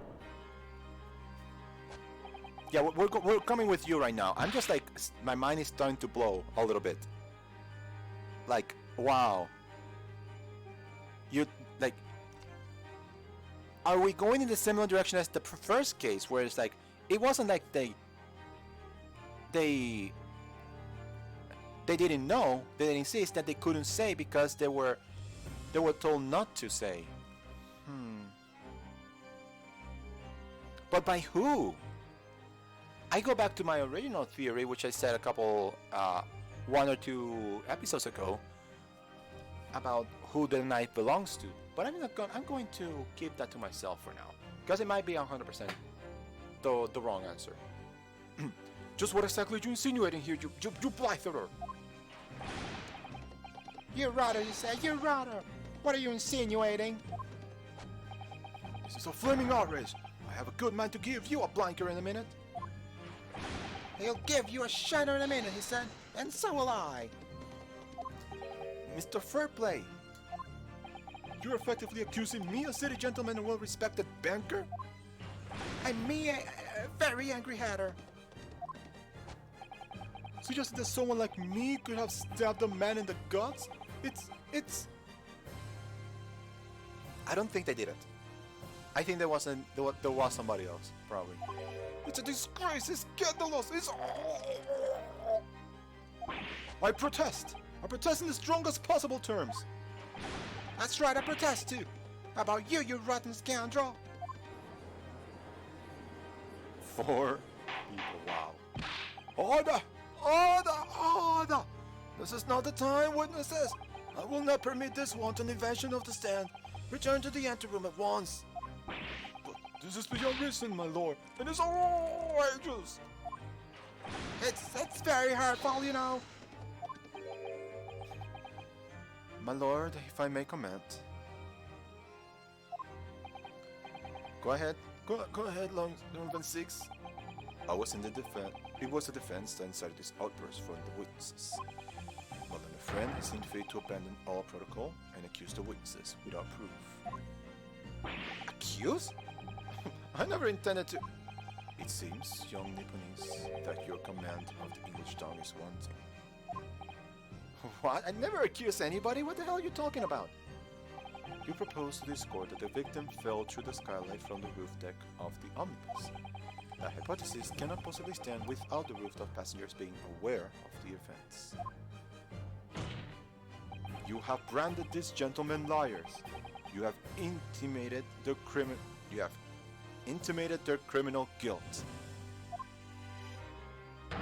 In our British courts of law, that is what is termed a baseless accusation. Look, I haven't formally accused or indicted anybody. I am going to what I think is the truth. Okay, brah? Brah? I am going through what I think is the events of what happened. There could have been a sixth person, or those two could be bald-faced liars. So I'm going to tell you right now. Don't tell me I am falsely accusing anybody before you hear the rest of my logic. You idiot. Okay, I know I was rash to put this idea forward without any actual evidence, but I know it's the truth. You just can't dismiss it without a second thought. How do you want to get into this fight? I thought there was something fishy about that hat from the moment I laid eyes on the fella. We have to see this matter through now, one way or another. If there's filth and rubbish in our midst, we must dispose of it at once. Testify! Testify! Testify! Testify, brother! What's happening, Mr. Naruhodo? The spectators in the public gallery are. They're in a complete frenzy.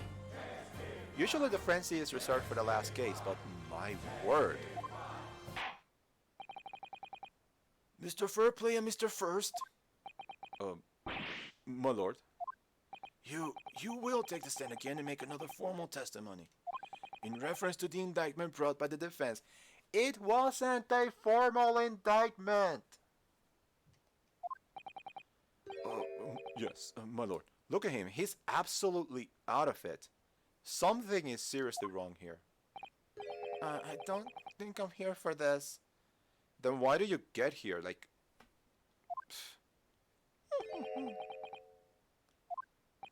There's no time to think this through. All I can do is keep pushing forward. Okay. I need a second. I'm gonna take a little drink. It's been an hour and a half and I haven't taken a single drink. Oh my gosh, I need to hydrate.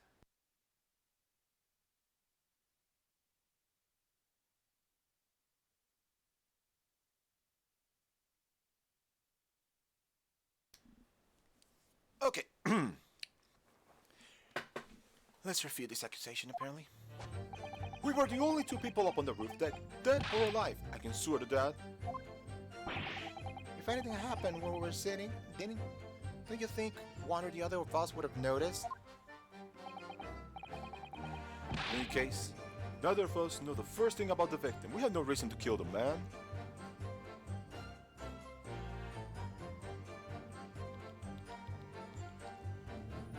I will agree that he has no reason to kill the man, but did he really not know him?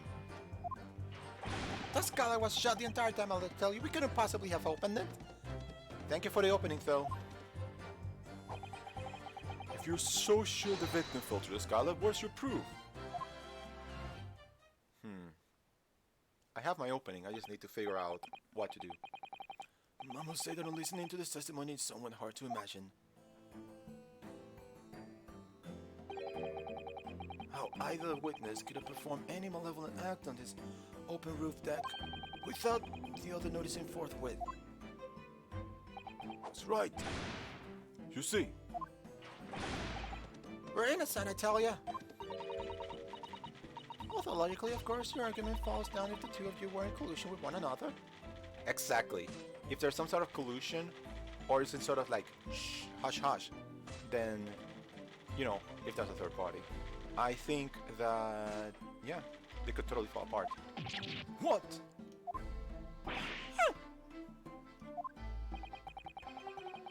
According to investigations by Scotland Yard, the two witnesses share no common dealings. Well, I don't trust coppers anymore than I trust the stinky rich. Something doesn't feel right here. The trial is going in our favor, really. So why do I feel so uneasy? Because this is going to be a big deal if we figure out what it is. Counsel for defense, over to you. Your cross-examination, please. Oh, yes, my lord. Oh boy, this is going to... Oh boy. I know I'm right. I know I'm right. I know it's just a matter of me figuring out the how.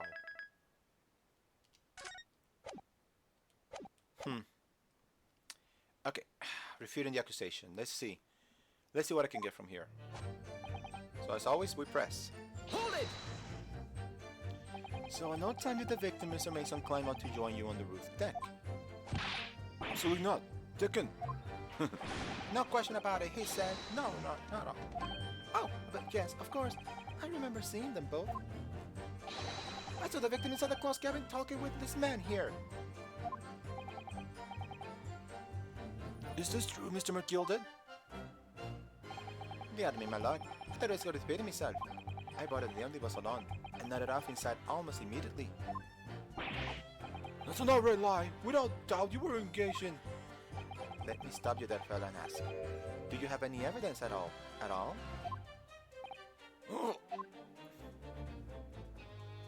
That's all but I have evidence in this course these days, so it is. You would do well to remember that. I saw you with my own eyes. This is going so well. I feel you, Naruhodo. I feel you. Don't worry, you can do it. You can do a good thing. You can do good. Okay, if anything, don't think one of us would have noticed. Hold it! I mean, well, it wasn't the final round of the omnibus past 10 o'clock in the evening. I would certainly have been quite tired, perhaps, to talk to see clearly. Is this some kind of a lark? It is some kind of joke, he said. Is that what this is? Or perhaps one or the other of you fell asleep briefly. Are you fair dinkum, sir? Are you serious, sir? That's what he said. It's impossible, I tell you. I'd give you the keys to the vault if you could fall asleep on that bit of cold. I give you that. And if you do manage it, your eyelids would... If you did manage it, your eyelids would freeze shut and you'd never open them again. That's extreme. It was extreme, I tell you. I had to put up with it because this man had locked the door. Any true Yant would have unlocked it and let me in when I knocked. I'm definitely sorry about that, young fella. But you see, I was away with the fairies and I didn't hear you at all. That's a lie. I saw you through the glass. You were talking to someone. Now. It was a cold night, so it was. People do be seeing things that aren't real in the cold. It's hardly surprising. Seeing things! Oh my gosh. I believe we reached an impasse here on this particular point. Thank you, Judge. I oughta. Don't take it personally now, lad. If I'm a suspect in this case, then it's only fair that you and the other fiend are too. Open and free competition is what capitalist society is all about. This isn't a competition which I would like to be involved in, really. So, I do wonder, do you really not know the victim at all? So, you had never met Mr. Thrice Fire Mason before? Oh, Lumi, no! Not once, never! He never met the man before, he said? Never! Is this like some kind of like routine that I'm not seeing? Like, you know, the he says something and the other guy says something that's almost similar. Like is this like some sort of like reference to a routine that I've never seen before? 'Cause that's what it seems like. This is like some sort of comedy routine. And you, Mr. Forrest, had no priors dealing with the victim either? That's right, sir. Others don't have much to do with brickmakers, to be perfectly honest, sir. Oh yeah, I forgot that Mason was a brickmaker. No, I imagine not. You see? How many different ways can I put this? Neither of us had the remotest connection with the gentlemen Who were inside the cabin. What's so funny, mister? Excuse me. Mr. McGilded. Yes, Counsel. What can I be doing for you? Did the witness's last statement give you pause for thought somehow? Not the remotest connection? Is that right now, I wonder? What are you insinuating now? I'm just thinking like, what are you trying to say? Ah, Mr. Fairplay. That's been too long, it has. If I'm not very much mistaken, I believe this fast approaching is not your repayment date. Oh no, you will not conduct business here, especially when your reputation is kinda sort of shot right about now. I beg your pardon? You bought a 20 guineas for me, sir. An unconscious... an whatever he said. Unconscionable? Rate of interest, yeah, whatever. You tricked me! It's extortion! Well, now, is that a trash of begrudgery, is it? The sort of begrudgery that might motivate a fella to pass his crimes off on another. Are you trying to accuse this guy? And John Mr. First. Me, sir? What do you want with me, sir? You do be making hats for a living, do you not? That there top hat sliding about on your head. Is that one of your creations, is it? Oh, well, I'm still just an apprentice, you understand? I'm learning to find the perfect fit for whatever fine gent walks through the door. The perfect fit, is it? Well, it is a very distinctive design, so it is. Many customers like it, I tell you. They like a distinctive touch. Customers, such as the Thrice Fire Mason.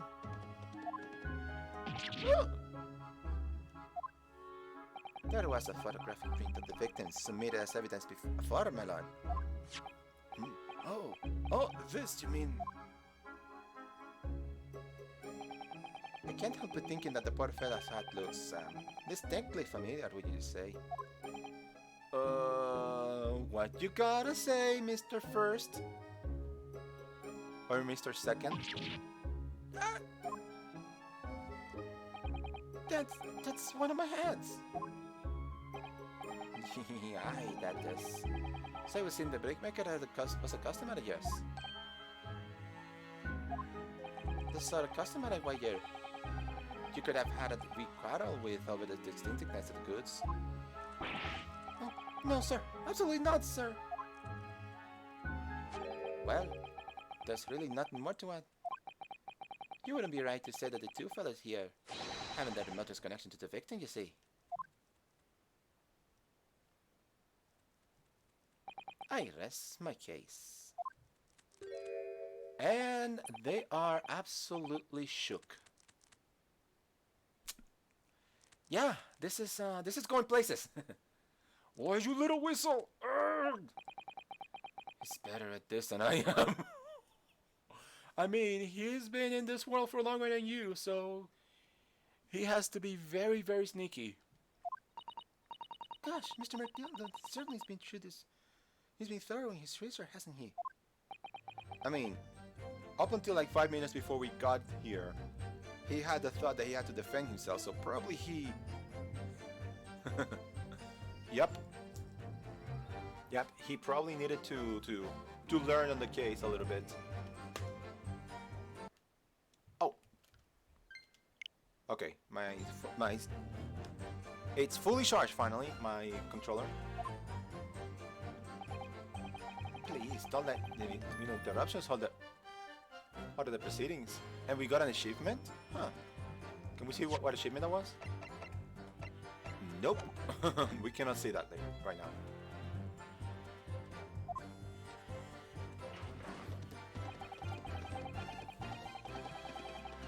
Okay.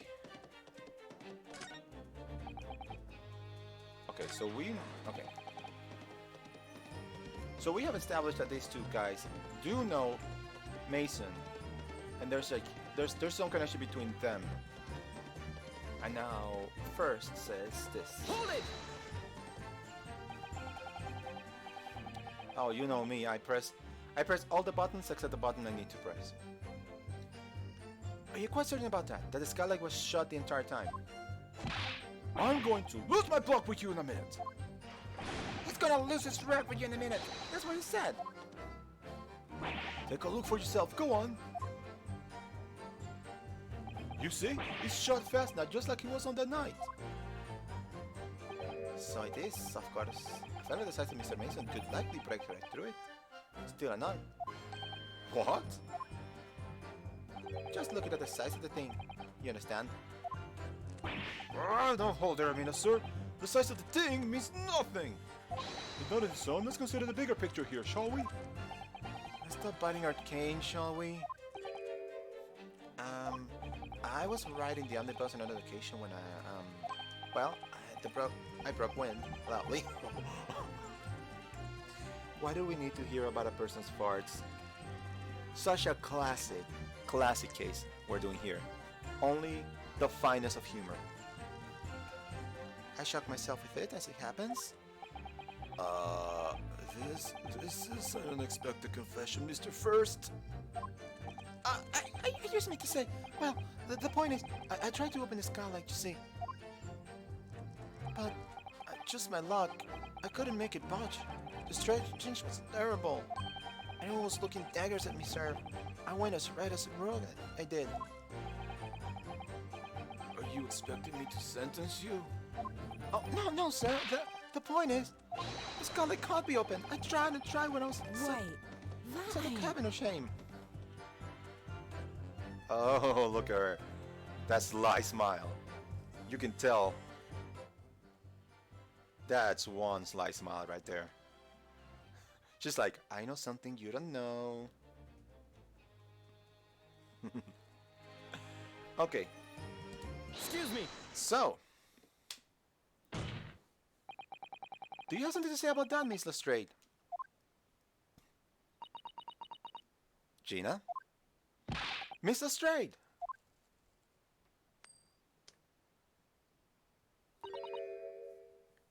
It opens. I can't even say. The skylight. This is what we were talking about, right? Whoa. Aim that someplace else. All of them skylights open. Dead easy. More easily you can load that weapon. That's a lie, I tell you. Otherwise, when I broke wind, you can't do it from inside your mug.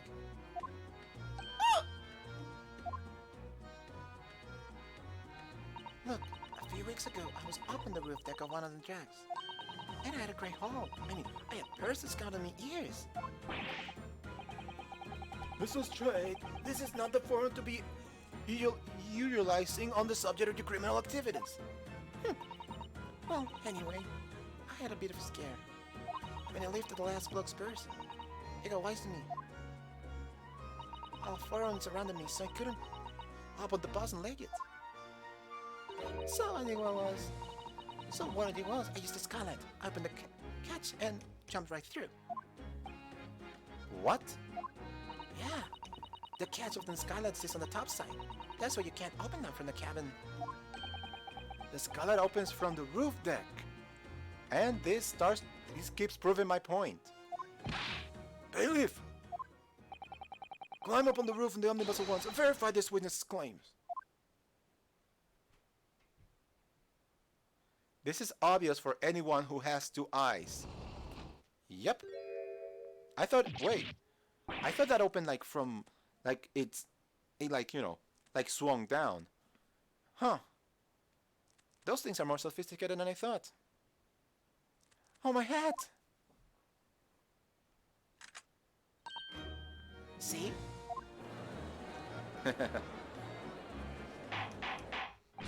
Order!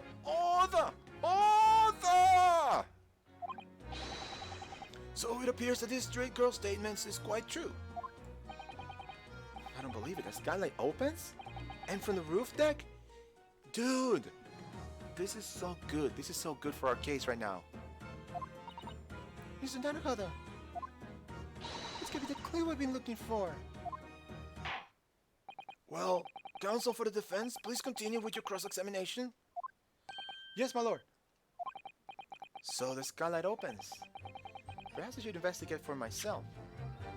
Let's give it a quick investigation, just to see if it opens a new piece of evidence.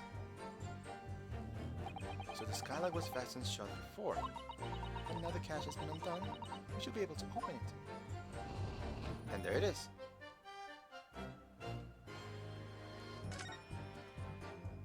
You can certainly see inside the carriage through this opening, that's for sure.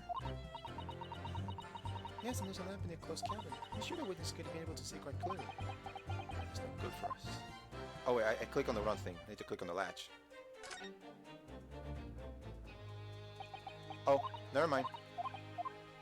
But it definitely shows that the latch can be open. What is that?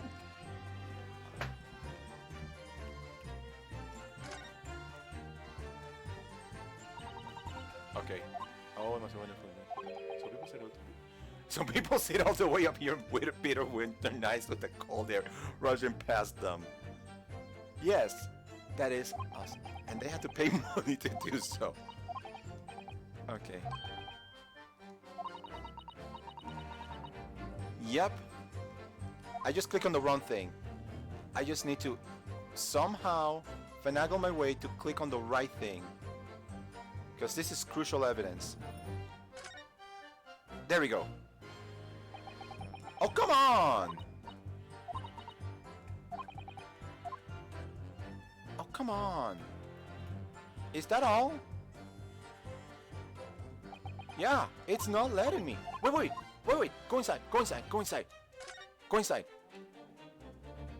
Maybe inside it'll... Yeah. Maybe inside it'll let me check that. Yeah, let's see. Yes, it does open very wide, doesn't it? Wide enough to kick someone like you through, certainly, Mr. Naruhada. Please, don't tell me you're gonna kick me here. Why someone like me? That's definitely a catch-up, yes. What is it? Look, just there. Look at this. There we go, finally. That's without question. It's blood.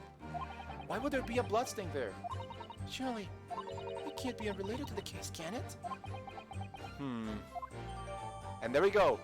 Crime of the scene, there's a blood stain visible on the frame of the skylight when it's open. We got it. And my neighbors upstairs are celebrating.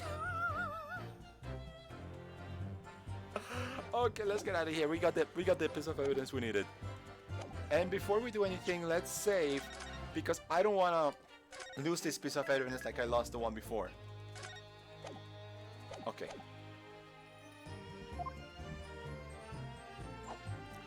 If you're sure the victim fell through the skylight, where is your proof? You want proof?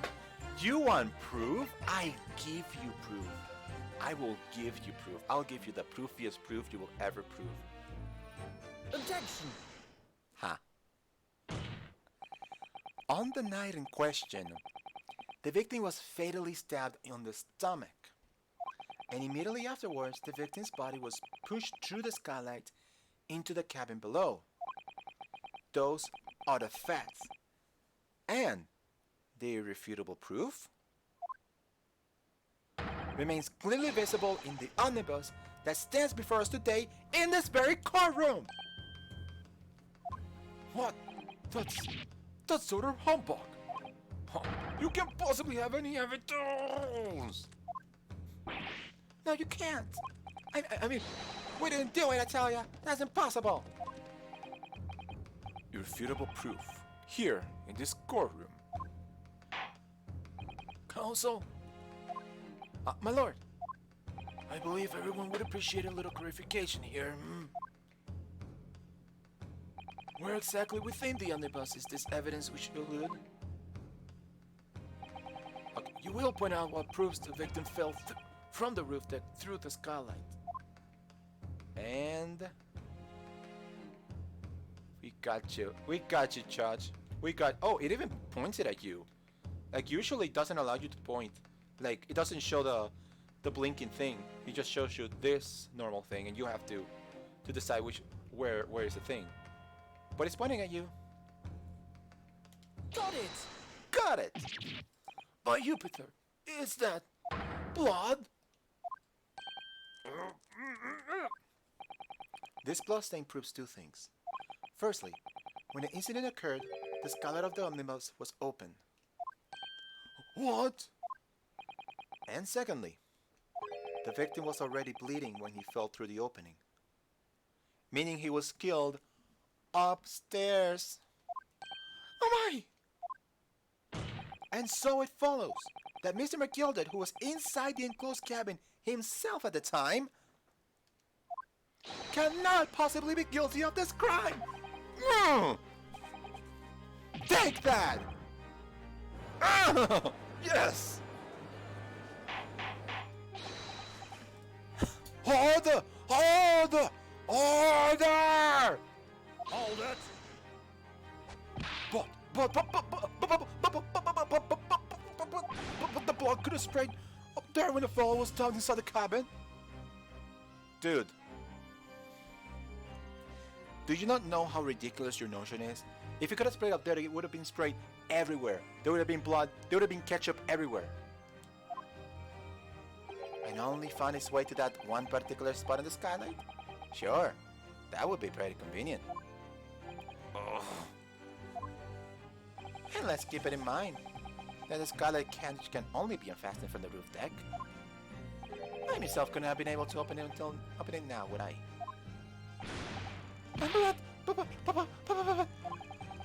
There's no way for no certainty, is there? If the gent really fell through the skylight, I mean. Why don't we have a good look at the floor of the cabin between the two seats, Mr. First? This all too plain, if you see. There's the aftermath that shows the poor fellow dropped from a fair height right there, so it is. Huh. What? No! But we can be so lies! Hold it! My fellow Euro members, I think we can all agree that this is clear proof of the defendant's innocence, can't we? Yeah, like we don't need to know who killed them, but you know, it's Ace Attorney, so we're gonna figure that out anyway. But if this were a normal court, we don't need to know who did it, we just need to know that the accused didn't do it. I believe we can, yes sir. It's clear to me now where the filthy rubbish can be found in this courtroom. So, they thought they could pull the wool over my eyes, did they? Yeah, you're not gonna see a thing. I won't tolerate under the girl's carriage has been sullied with blood. I won't tolerate it. Oh, I always knew that. Oh, Granny cracks me up. Oh, I always knew that nice gentleman who gave us that delightful park couldn't have done such a thing. On three then, everyone. 1, 2, 3. Objection! Come on! It's clear! Even if you don't find the guilty party today, it's clear there's no way!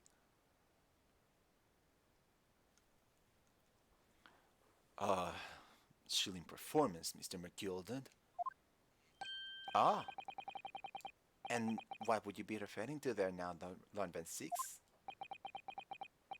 A blood stain on the frame of the skylight. What are you talking about? Such evidence is null and void. What are you talking about? Why? For one extremely simple reason. That smear of blood never existed.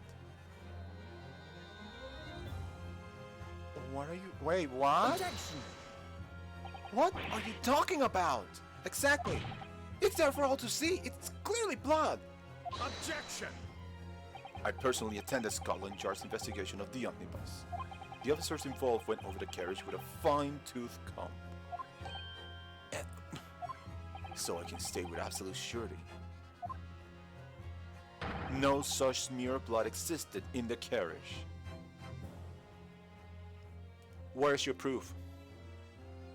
Now that's the question. Where's your proof? If you have a photographic print that shows there was no blood, I'll believe you. Ketchup didn't exist then. Then how do I eat my hot dogs if there's no ketchup? At least not until this trial began. But are you suggesting the document says that this stain of blood was fabricated, my lord? Yes. And while this court has been in session. What? I know what he's suggesting.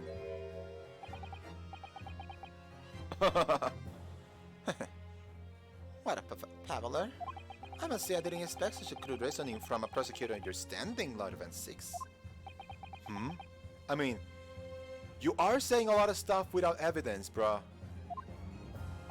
But I'm Magnus McGilded, a fellow known from all over the capital for his fine contributions to public life. I don't take kindly to slander. And I'll fight it to the bitter end. Even. Ow, sorry, my eye. Give me a second. Ow, my eye. Give me a second.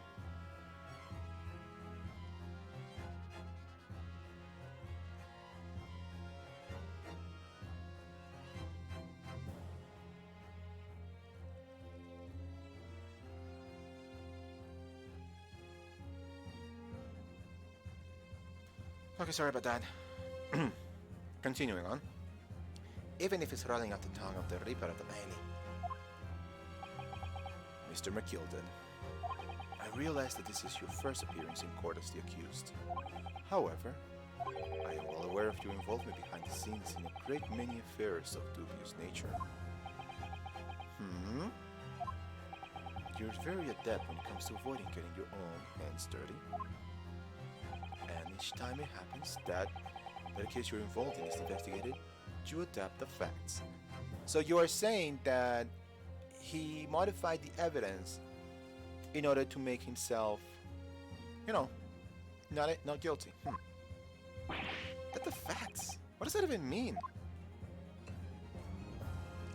Oh, here comes the grape juice. When you wield a fortune the size of Mr. McGilded's, however ill-gotten it may be, nothing is impossible. Tampering with evidence, manipulating the scene of a crime, bribing witnesses. I toast to your ability to concoct the most convenient of stories, sir. Lord Van Six, this will not do, to be sure. Will it now, counsel? Huh? Oh, no! I think it's fair to say, this does all sound like a rather far-fetched excuse by a desperate man. The blood on the skylight didn't exist, you say? But, if you will all cast your minds back, is it not true that the omnibus had there in the courtroom the entire time? How could anyone possibly have put a smear of blood in it without the world and his wife seeing? Exactly. Isn't that right now, counsel? The problem is that we already seen the scene of the crime being tampered with when they took out the things that were inside the cubbyhole. So that leaves the possibility that the scene of the crime could have been tampered further. Oh my gosh, this is okay. Okay, so the bus has been in full view the entire time that the court has been in session. Well then, friend. Here's to hearing your opinion on this matter, in your own words. Okay.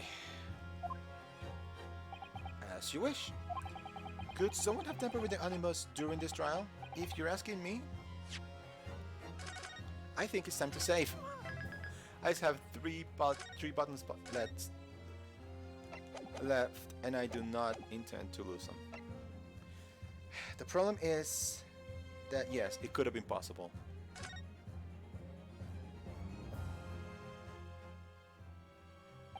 As a defense lawyer, it's my job to advocate for the defendant as best as I can. But still, I feel as though there's something even more important at stake here. There is no evidence to suggest that the defendant did as my learned friend suggests. However, in terms of having the opportunity to carry out the alleged tampering, there is one possibility. Oh, good gracious! Explain yourself, counsel! Yep, there is one point that could have happened. Yes, there is. It seems my learned Winnie's friend has no intention of running from this deceit. Deceit? I'm sure everyone still remembers clearly the recess that we were forced to take. As a result of the smoke grenade fired by the witness currently in the stand, Miss Gina Lestrade. The bang, then everything did some smoke, and I lost my mind. What's going on? Be careful, Miss Nodohada. Cover your face. Bailiff, don't let the accused escape. Secure the omnibus. I hereby call an emergency recess. Bailiff, ensure the defendant is in custody and clear the courtroom. So, the courtroom was filled with smoke, and everyone was thrown into confusion. All of us were made to leave this chamber. In that brief interval, under the veil of smoke and in all the chaos, it could have been possible to steal inside the omnibus. And no, I love the way that it went like 360 just around Ryunosuke. That is new. That is a new animation, and I liked it. Do it again.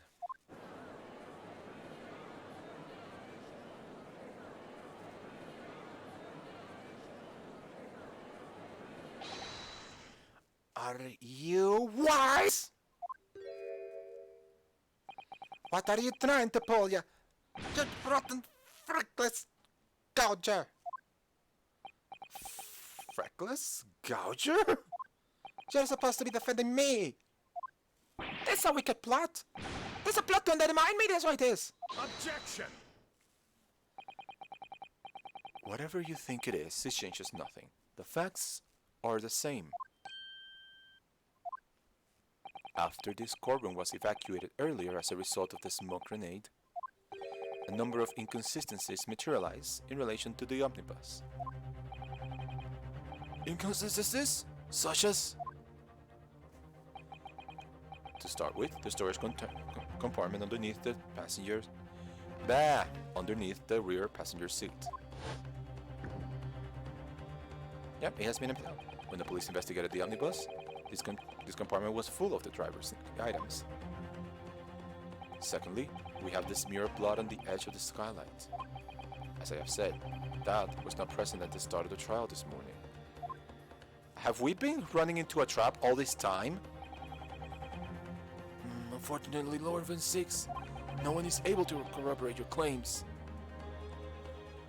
Have we been led into a trap all this time? You know, these games just love to lead us into traps. It's true. When the omnibus was first wheeled out, both the storage compartment and the skylight were shut. Accordingly, I'm afraid to say we cannot establish with any certainty if this evidence is the result of tampering or not. Right. Indeed, my lord. No doubt there was not a single person who saw fit to verify such things. What do you think? Sorry? About the omnibus. Is there anything else unusual about the omnibus? Huh. Is there anything else unusual about the omnibus? Well, let's look it up.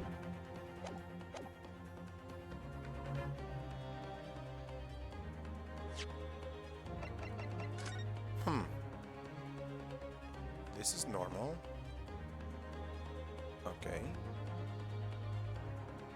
What is this? Is that normal? I'm gonna go on a limb and say that's normal.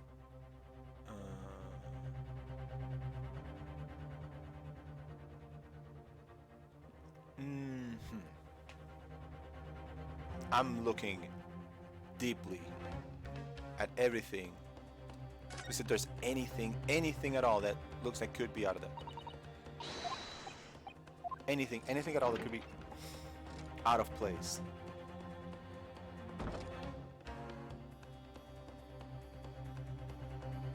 I do wonder, was this always here? That's blood. Something wrong? Oh, it's just, well, this wasn't so obvious as all. And yet Ben 6 has made no mission. We have been deceived. We have been bamboozled. We have been smackledorfed.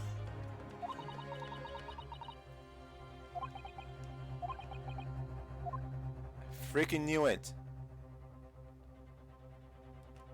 I freaking knew it. We've been... Okay. My lord? Yes, counsel? There is one further inconsistency. A mark that surely couldn't have been present at the start of the trial. What? What in the devil's name are you gonna say now? If you dare to me, you little maggot, you better start washing the back. Objection! Silence, McGilded. The court awaits the defense's clarification. Mr. L keeps swinging one way and then the other. I have no idea what's the truth and what's deception. What am I supposed to believe here? I have absolutely no idea. I think... What? Yes, what is this case? That is correct. What is this case? Alright. Where exactly is this alleged mark that you claim appeared at some point during the trial?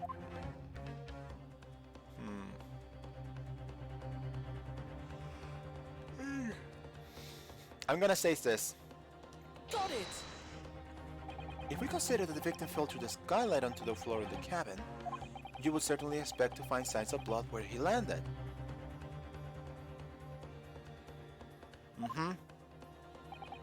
But as far as I recall, this blood stain on the cabin floor was not there when the omnibus was first brought into the courtroom.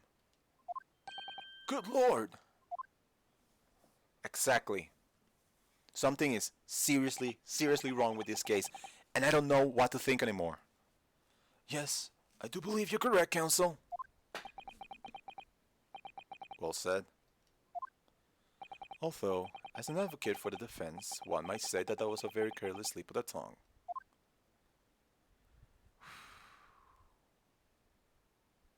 I believe that blood stain on the floor is a decisive piece of evidence.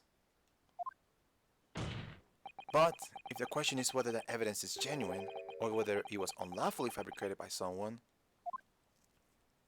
I feel compelled to admit that there's at least a possibility the evidence is fake. Because it's so convenient. It's so convenient to have the blood stain. It's so convenient to have the other blood stain on the roof. So, it's just far too convenient. Something happened.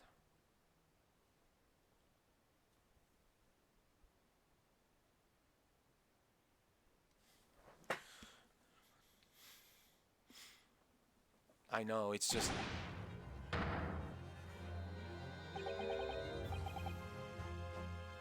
McGilded? I swear to everything. What the hell are you doing?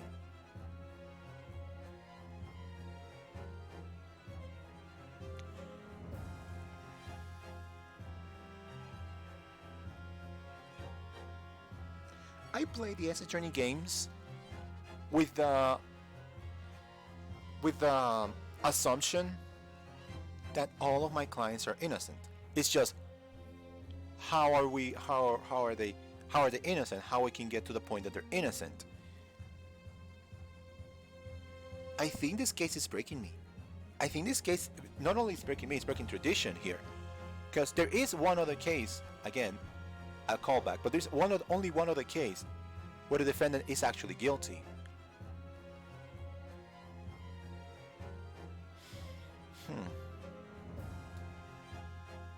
And yet, are we in case 3 gonna do a repeat of that? This trial is over. Mr. McGilded? I've done everything I possibly can to cooperate with the court, but it's all over now. But you're the defendant! It's over, I tell ya! Oh! Memory, recollection, what people think they saw. This is all nonsense. Facts are what counts, and the fact is, that blood stain is there, now! Well... And over the curse of this desperate trial, long and extremely drawn out as he has been, that good-for-nothing Reaper of the Bailey has failed to present any decisive evidence at all. He got you? I mean, where is your evidence? That is entirely correct, though. And scandalized I am. I thought better of Lord Van 6. Well, my lord.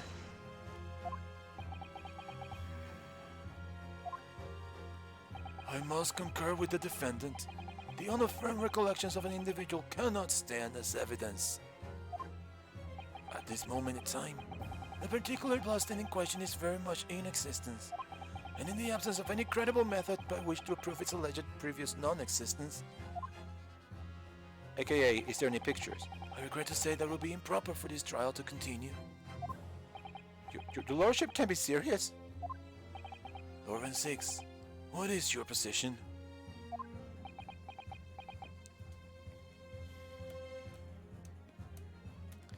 Oh my gosh. This case is breaking me. Prosecution, my lord, has no further witnesses or evidence to present. Wow. If we leave it as it is, we win. But at what cost? Very well. In that case, as I believe we have explored every possible avenue in this matter, I shall proceed to my adjudication. As a formality, I am of course obliged to confirm with the defense first. What formality?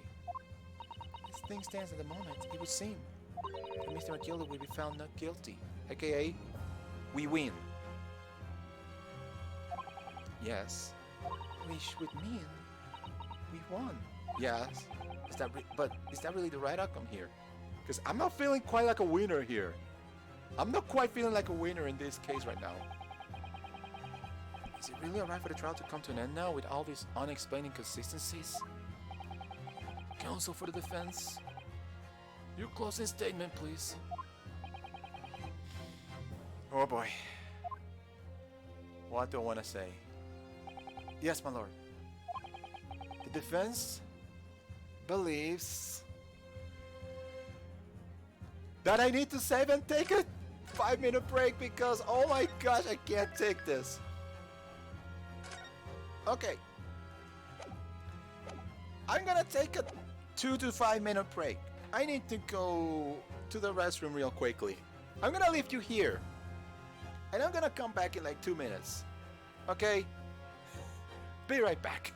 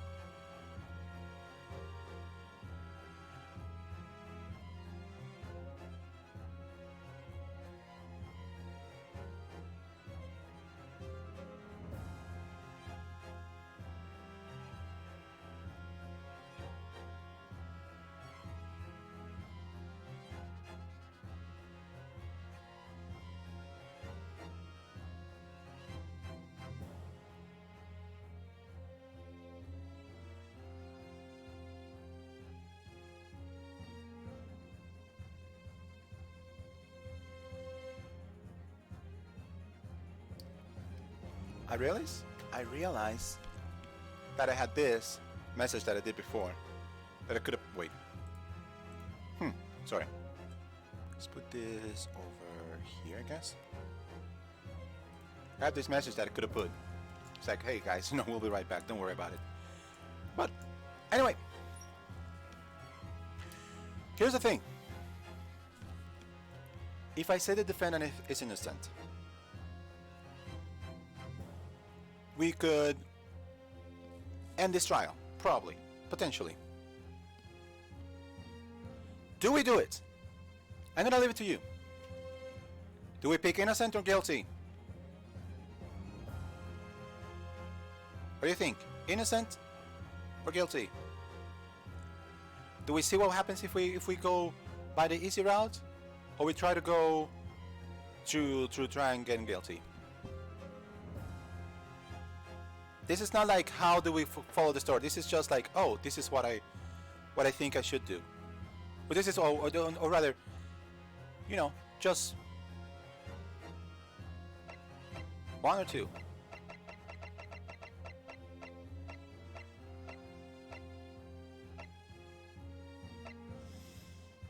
I'm sorry. This has to be done.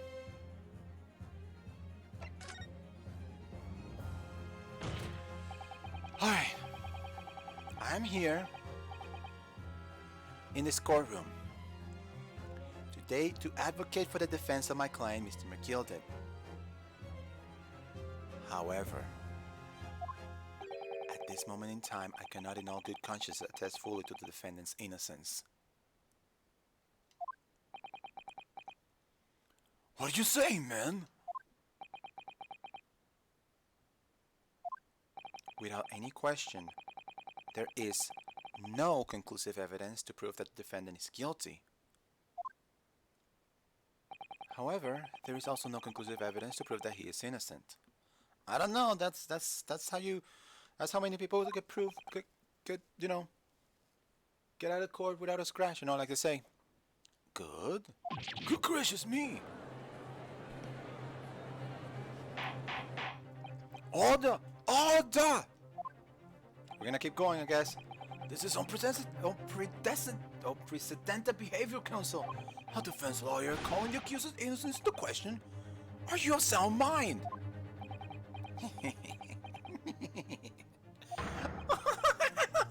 And he's lost it! He's losing it! That was a grand decision to appoint you as my lawyer, so it was. A grand decision! What? I must say, I didn't expect quite such an exciting spectacle at the end, pero still. What that... What do you mean? What that woman? I don't get it. Here, have this for your troubles. Also, that coin coming into the screen, that's 100% an effect for the 3DS's 3D screen. Huh. Your job here is done, fella. And some fine work you've done, so you have. What are you talking about? This just as the right honorable gentleman so succinctly put it afar. The trial can't go on anymore. And your closing statement there was... How do you put it now? Nothing but a formality. Okay. Oh no. Oh no! Oh dear Lord, no! What the hell? I really don't know what to make of all this. Was the evidence using genuine or was it faked? What about right, woman?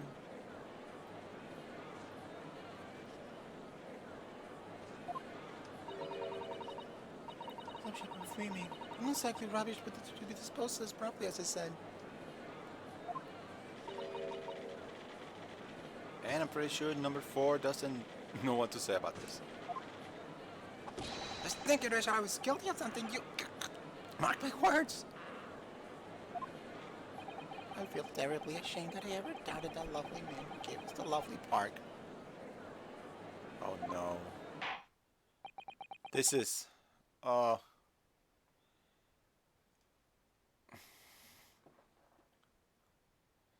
I know.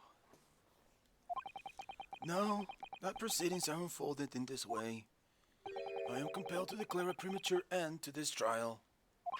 Furthermore, the court must accept the defendant's plea.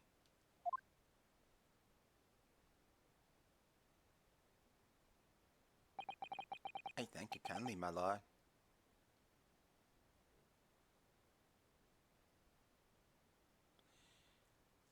We are the defense. We speak for the defendant.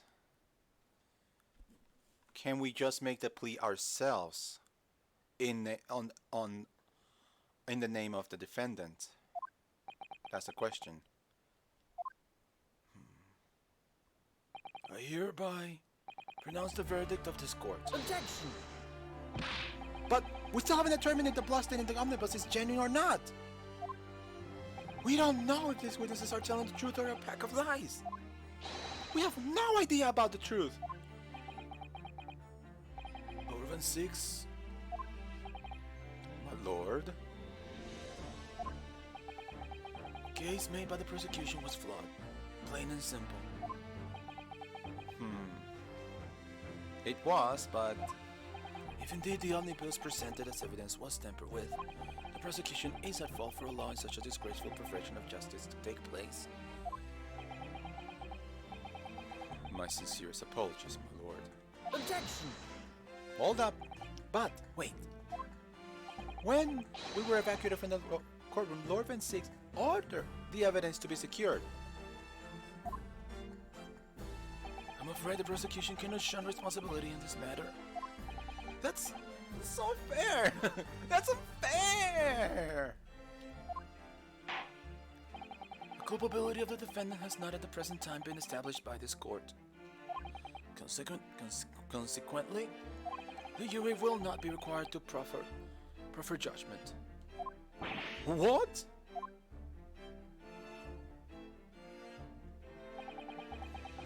What's going on here?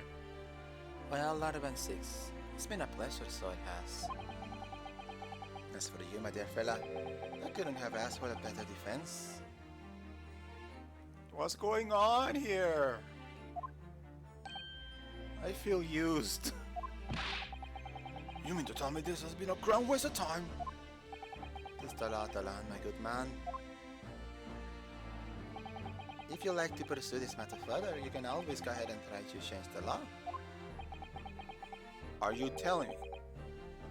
Are you telling me this is how this case is going to end? Magnus McGilded. Good grief. You've more to say to me, have ye? Just one thing. A warning. This is far from over. Oh, so spoke Dracula. Hide your necks, people. Hide your necks. Well, something to be looking forward to then. I hereby pronounce the defendant, Mr. Magnus McGilded.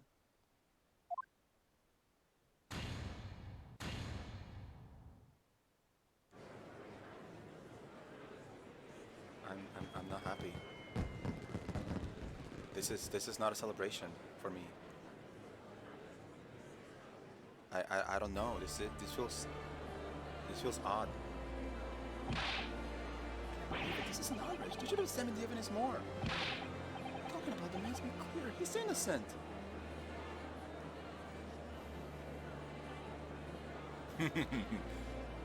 Yep, that's right. So, with the courtroom pandemonium for the second time that day, the judge delivered his verdict, and the first ever trial in Great Britain came to an abrupt end, with the defendant being found not guilty. Ostensibly a victory for us.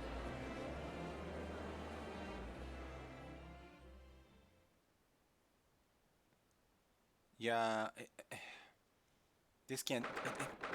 Is this really the end? Like, what the hell happened? What the hell happened over there? I feel so dirty. I feel so dirty right now.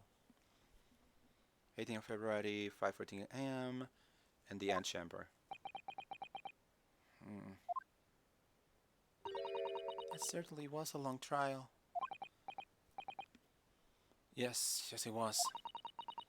Your first ever trial on foreign soil and your first victory. It was a wonderful performance. Ryunosuke, to his defense, Ryunosuke did do good.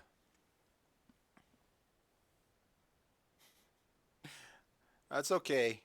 I think this was the path that we were supposed to take, but it's like Ryunosuke did good, but now I don't know. My heartfelt congratulations. And to you, Mr. Sato. Thank you for your assistance. I suppose we should be happy. It's like, should I feel happy about this victory? I don't know. The trouble is, we're still completely in the dark about what actually happened.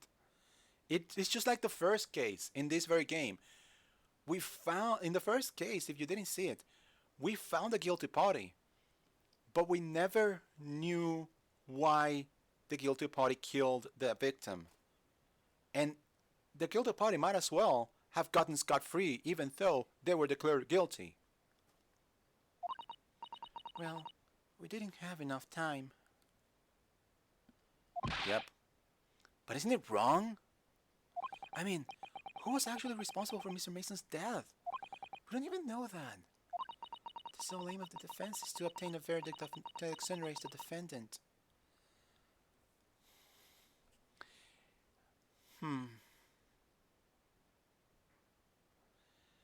You know what? I think the writer of this game was trying to tell us something with this. Because prior to this, there was another game, there was another case in the game, only one in 6 games that has a person exonerated without finding a guilty party. But the only reason that happened is because the death was accidental. It wasn't a murder. So,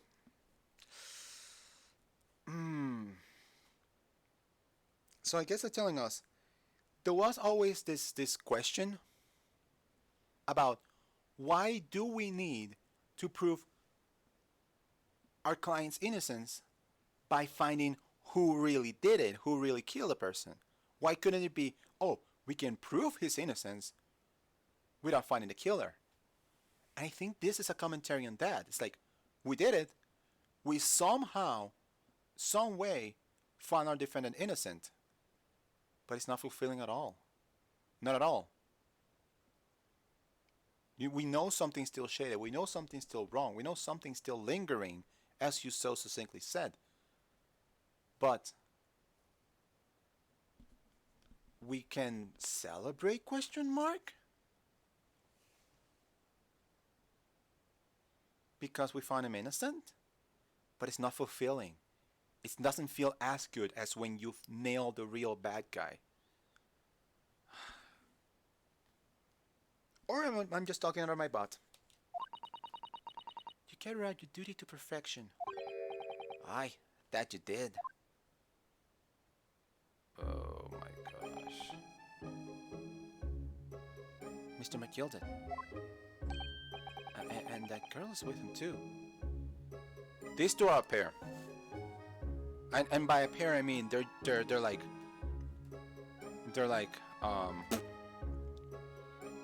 they're partners in crime. It feels too right that they're partners in crime. Well, since the stories are true. What stories? How about the 6 anonymous fireworks that do be letting off when there's a verdict of not guilty?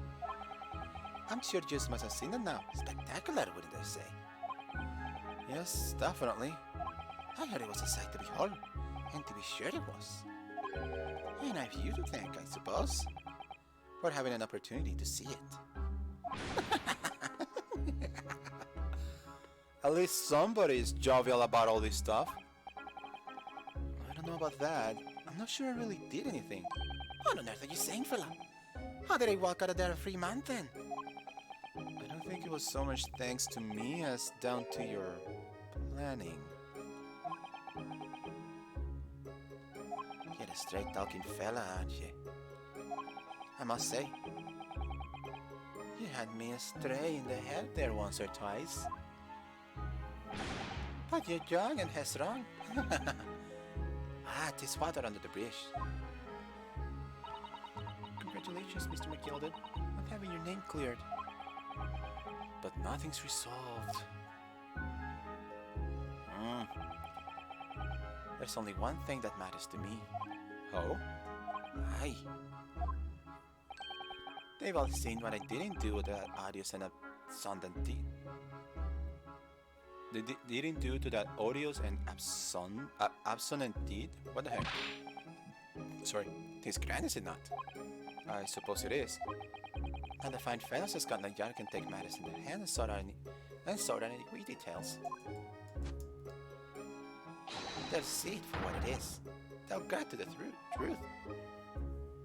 I have absolute faith in them, so I have. After all, I do be providing a good number of their wages with all the taxes I pay. You couldn't be any more of a slime ball if you were actually a slime.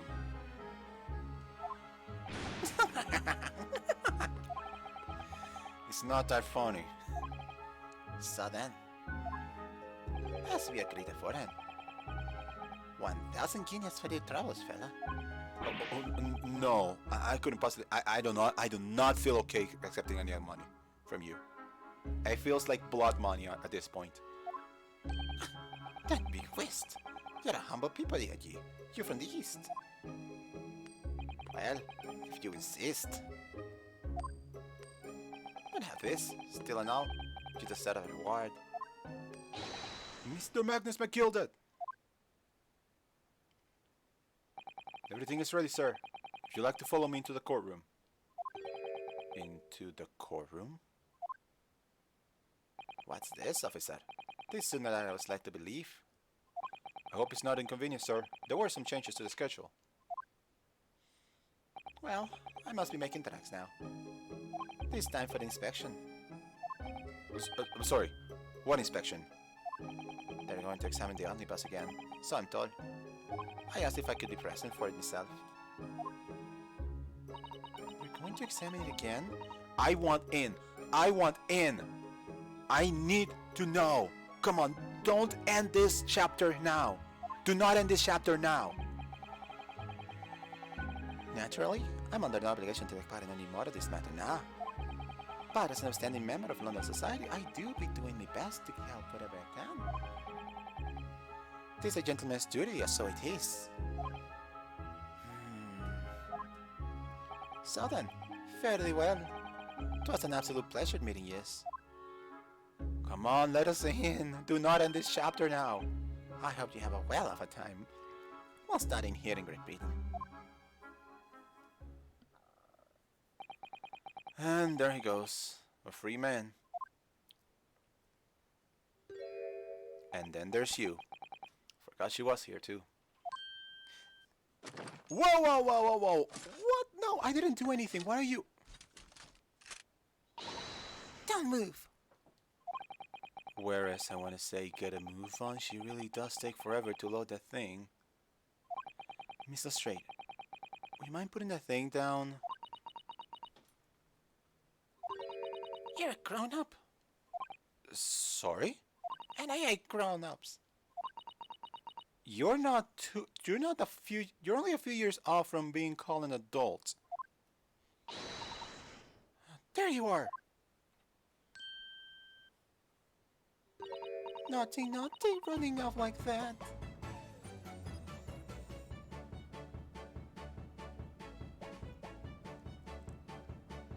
I know who she is.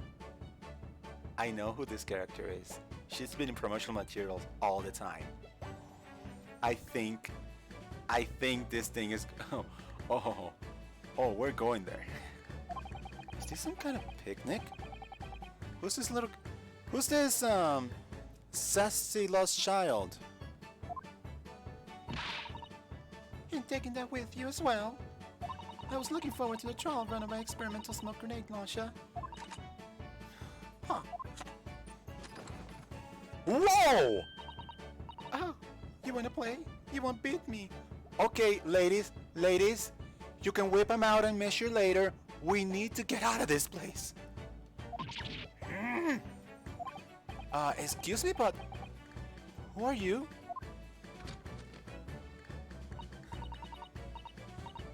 Oh, good day to you. Well, I'm the inventor, I suppose, of that machine. The inventor? Well, normal smoke grenades are so dull, don't you agree? White, and more white. If you have to be shot in smoke, you could at least be a pretty color, what thought to myself. So we have to be shrouded in smoke though? At all? I just looked at my outfit for a moment whilst I was changing into a different omnibus, and she pinched it. Luckily, it fitted with a telegraphic beacon. A what's it? Yeah, like, what is she talking about? Anyway, you're coming with me now. Back to my laboratory. What for? To apologize, of course, silly, to my technician. What? You mean, say sorry? You must say sorry when you've done something wrong. Surely an adult has told you that before. An adult? I didn't listen to no adult. She's aiming at you with a bazooka. You should probably follow her. Fine. Have it your way. Oh, good. You see, I knew that you wanted to do the right thing in the end. I mean, when you have her at gunpoint, I'm fairly sure that she wants to not get shot by the massive gun of yours. Exactly.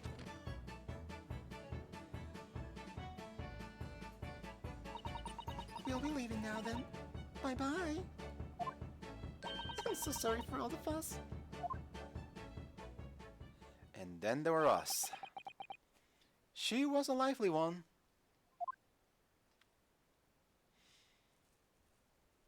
Well, do you think perhaps we ought to be on our way now too?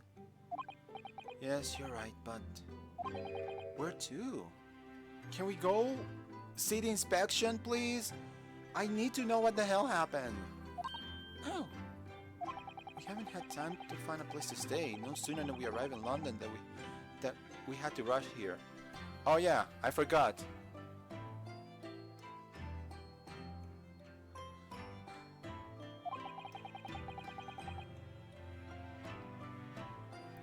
I mean, maybe.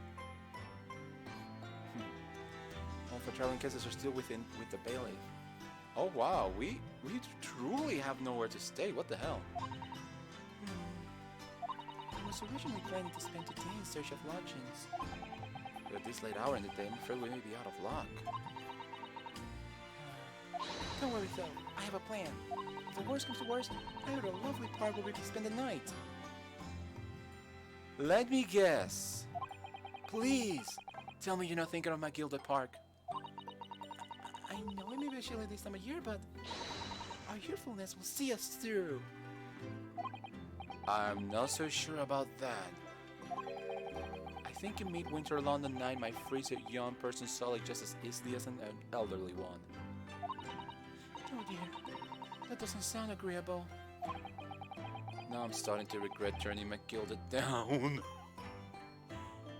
I mean, 1,000 guinea would probably get you at least one night in a hotel. Maybe just one. That 1,000 guineas would pay for a lovely one room. Or a mansion. Nah, a mansion is a bit too much. And so, the trial to determine my worthiness for the sturdy tour was over by the end of our first day in London. However, as we were soon to learn, there were more trying times ahead. Just as the Reaper of the Bailey had warned, the case was far from over.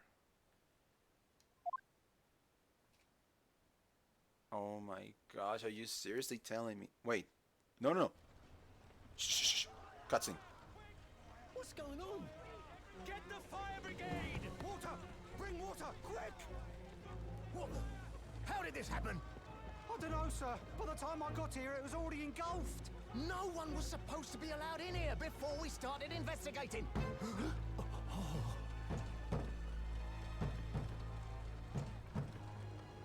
No.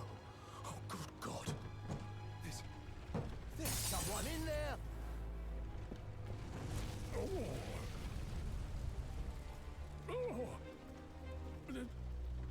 This can't be.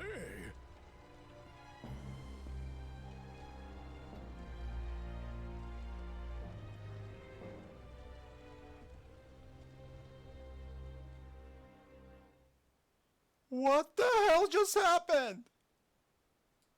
What was that? Oh my gosh. You can't just leave me like that and say, no, here. That's it. You're done.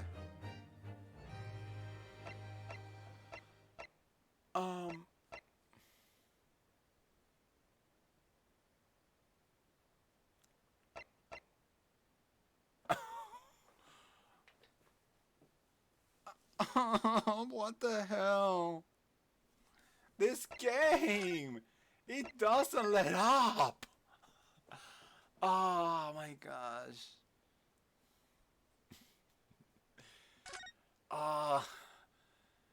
Yeah.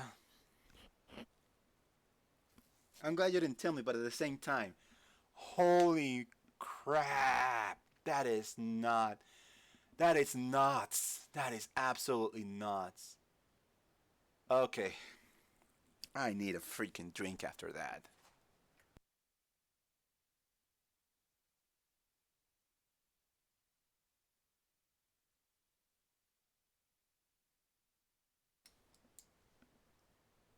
What the hell?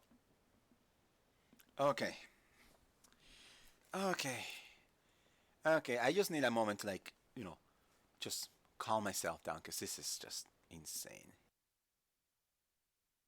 I'm just eating my fake bar. Just saying to myself, this is just, what the hell? I'm sure that the last case will call back to this third case and let us know how is this gonna end. But wow, I just can't. I literally can't. Anyway, moving on.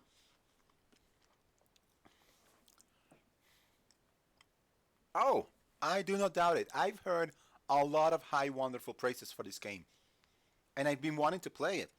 I was actually considering getting the fan translation for the 3DS, but I'm glad I waited. I'm glad I waited so I could see this properly, fully translated officially, and support the people who actually made the game. All right.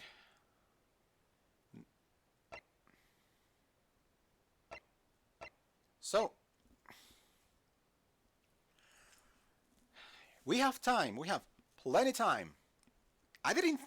Personally, I did not think I was going to finish this case before Sunday.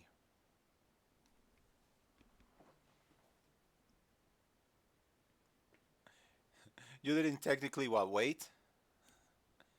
Have you already played this on 3DS? I mean, it's alright. Oh! Oh! Oh, I know what you mean. Oh. Moving on! We have time. I didn't think I was gonna finish case 3 like today. Maybe I may think, oh, I'll finish it tomorrow perhaps. But we have time. We have, I think, about an hour. Oh. Okay. That's fine. That's fine. So long as you keep watching and keep supporting, that's fine. Support me, support anybody else who plays these games, or maybe I don't know, maybe you watched a playthrough a time ago. All that matters is that you enjoy this series, because boy, this series can get wild. Sure it can. So since we have an hour, let's go straight into episode 4, The Adventure of the Clouded Kokoro. What am I going to get into now? I have no idea. Welcome to the adventure of the Clouded Kokoro. I begin to think, Wilson, said Sholmes, turning his head languidly in my direction, that there is more to this case than that which we have observed. Indeed, that there may be another part to this story that we are yet to discover. His eyes wandered, following the steam rising from his cup of herbal tea, leading him to the distant memory of that snowy evening. To the young lady collapsed on the pavement along Briar Road, and to the knife in her back. Lit in the soft glow of gas lamps, a most extraordinary scene had been set. And under the cover of a light fog, the curtain had risen silently on the insoluble mystery of our invisible killer. Criminy. What a bad way to go. Alright. So it's February 19th, 9:47 a.m.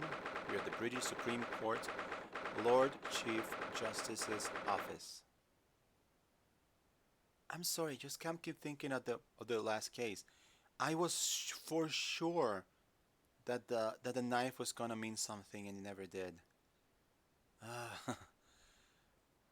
It's gonna keep on my head all this time, and I will not be able to finish this, at least this game in the collection, before I go out into my family vacation, quote unquote vacation. But let's move on. Let's try and move on. Did you sleep last night, Mr. Naruhodo? No, not at all. Me neither. I wouldn't sleep after that. It was an enormous hotel, wasn't it?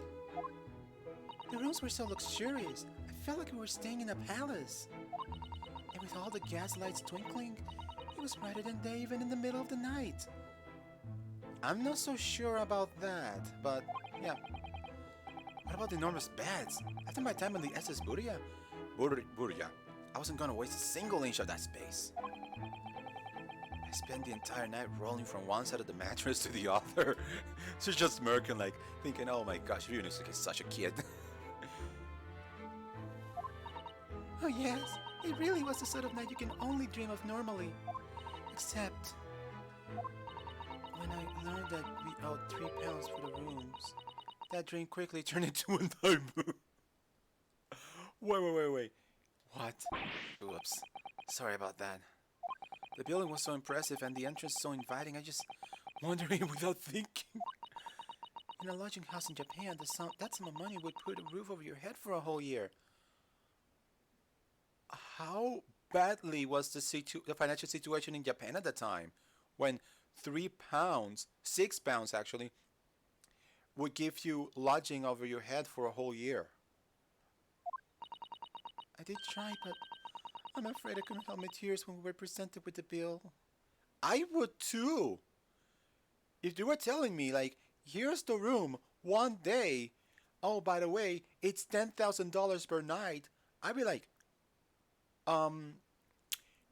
thank you, goodbye, I'll be in another continent. Exactly. I don't know what kind of logic they're doing, but it's like, wow. Really, I'm sorry. And it's obviously Ryunosuke's fault here. Well, never mind. We must find some more affordable lodging straight away, though. If we're not careful, our entire stipend will be used up in 10 days or less. Yikes! London is a scary place. Ah, good morning to you at this early hour. And it's this guy. The other M that we were talking about. Oh, yes, well. Good morning to you, Lord Chief Justice. We have come to report on the outcome of the trial at the Old Bailey yesterday. Susan is amazing. She doesn't bat an eyelid even in the presence of the imposing Lord Strongheart. Yes, I believe you had a very comprehensive initiation into British courtroom practices. Yes, it was very eye-opening. Thank you. And in accordance to your instructions, Lord Strongheart, Mr. Naruhodo performed his duty to the end. Yes, I've already been appraised of the events. You conducted a remarkable defense. You may consider the test passed. Oh, no longer are you a student from the Empire of Japan. You may henceforth claim to be a fully fledged lawyer. My country is delighted to welcome a young talent from such a remote eastern land. Thank you very much. So I'm a lawyer now. I guess. Now, in view of your new appointment, I have a fresh case in mind for you. Hold up. Are you telling me that...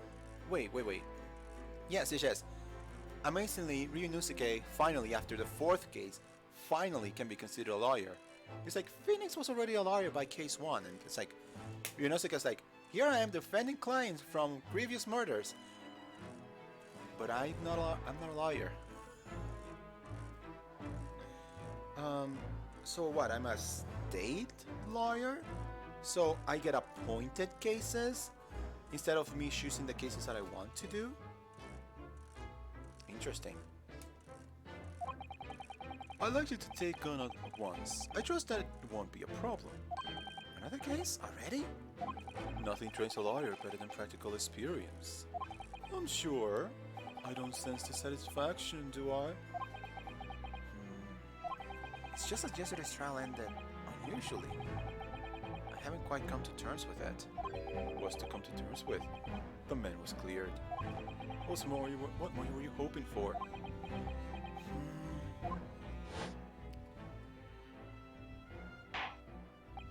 The culpability of the defendant has not at the present time been established by this court. Consequently, the jury will not be required to proffer judgment. Well, Larvin 6, it's been a pleasure, so it has. As for you, my dear fella, I could never ask for a better defense. We'll see him again, won't we? That's just my gut feeling. We will see this dude again. And when it happens, oh crap. I just can't help wondering, if Mr. McGilder really was innocent? Mr. Naruhodo, it's just that I never managed to ascertain the truth. And then the trial ended. Well, you needn't let it trouble you a second longer. Sorry? What do you mean, poor strong heart? Magnus McGilder passed away.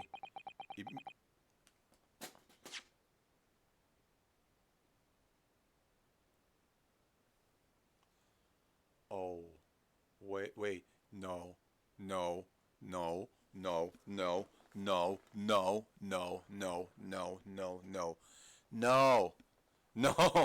you're, no way, no, you're telling, no, game, no, are you seriously telling me? You know, I had a suspicion, but I thought for a second that it wasn't McGilder. I thought that the person inside the omnibus, I thought that was Fairheart, whatever his name was. What? Wait, what? What's this? The audio is distinct? Is the audio distinct? Because oh my gosh, I truly do apologize if it is indeed distinct, because I.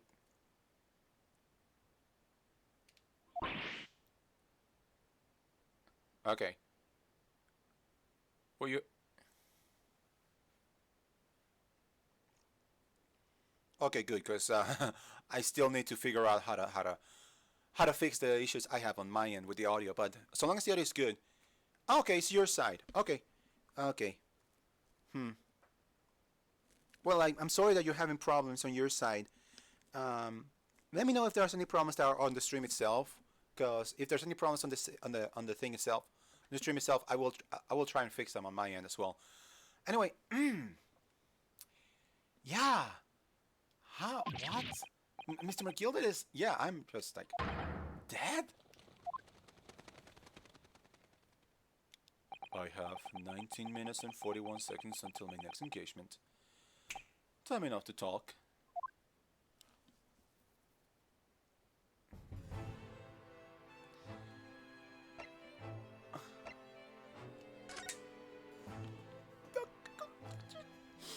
I thought it was Fairheart, the big banker guy that was killed there, and I thought it was McGilder who put that on fire, and you know, make him die. But you're telling me that McGilder was killed there? Oh my gosh! I don't understand what happened. How can he be dead? He be dead. After the trial concluded yesterday, there was a great commotion in the Old Bailey. As you'll presumably recall, an omnibus had been wheeled into the courtroom.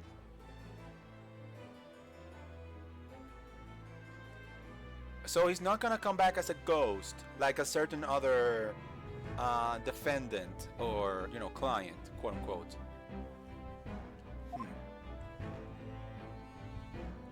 Yeah, yes, of course. That was another crime which McGilda had been accused of. Precisely. Well, while the Bailey's attention was diverted by some other matter, the omnibus went up in flames. No. How could such a thing have happened? That is being investigated as we speak, but already. The police have identified a corpse found inside the charged shell of a carriage as that of McGilded. That's awful.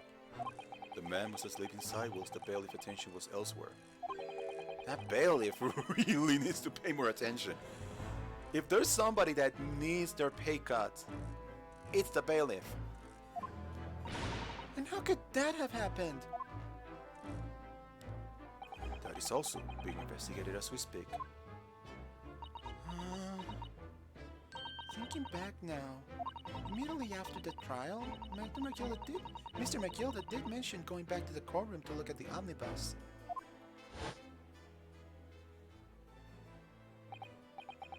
Well, I must be making tracks now. It's time for the inspection. I'm sorry, what inspection? We're going to examine the omnibus again, as I'm told. I asked if I could be present for it myself. Yep, that he did said that. Inspection of the omnibus? Not to my knowledge. I don't believe Scotland Yard had any intention of re-examining the carriage. Hold up! Oh, this case is far from over.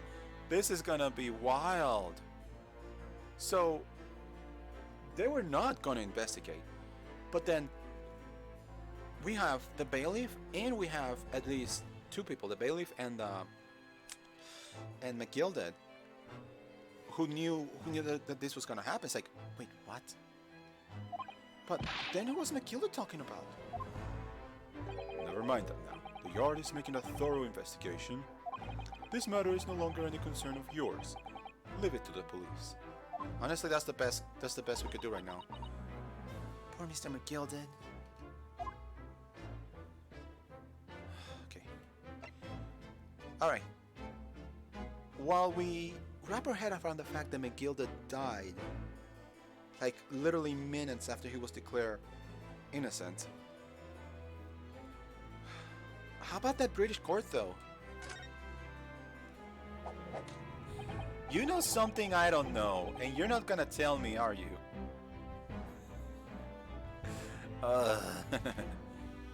If only.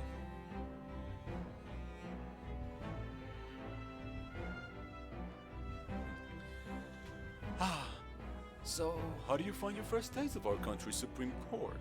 Oh, well, I don't know. I mean, it was... Wow!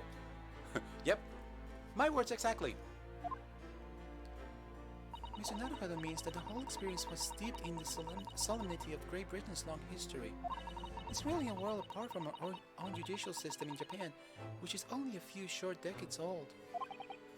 Wow, Suzuto-san has such a way with words.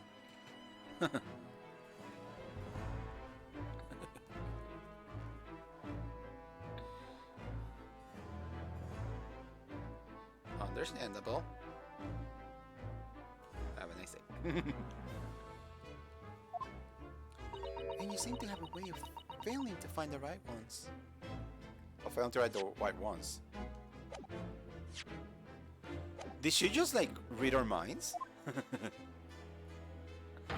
The usual system here is the most advanced in the world. Learn all you can. The most advanced in the world is that It was fortunate that your very first trial was a simple affair. that was a simple affair. Simple? That was simple? Why am I Susato now? It's like, yeah, we are of one mind right now. As I believe I mentioned yesterday morning, it was a trial you couldn't lose.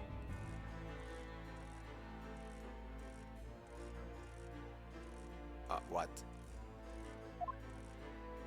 I don't mean to be contrary along Strongheart, but the case was anything but simple. The circumstances of the case were so incriminating, I was stunned when I first heard them. In fact, I still find it hard to believe that we managed to get a favorable verdict. Is something funny? No, my apologies. However, the fact is that you did receive the not guilty verdict you set out to achieve. And that can only be attributed to exceptional talent. Wouldn't you agree?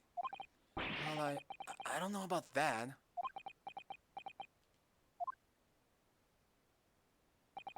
Well, never mind.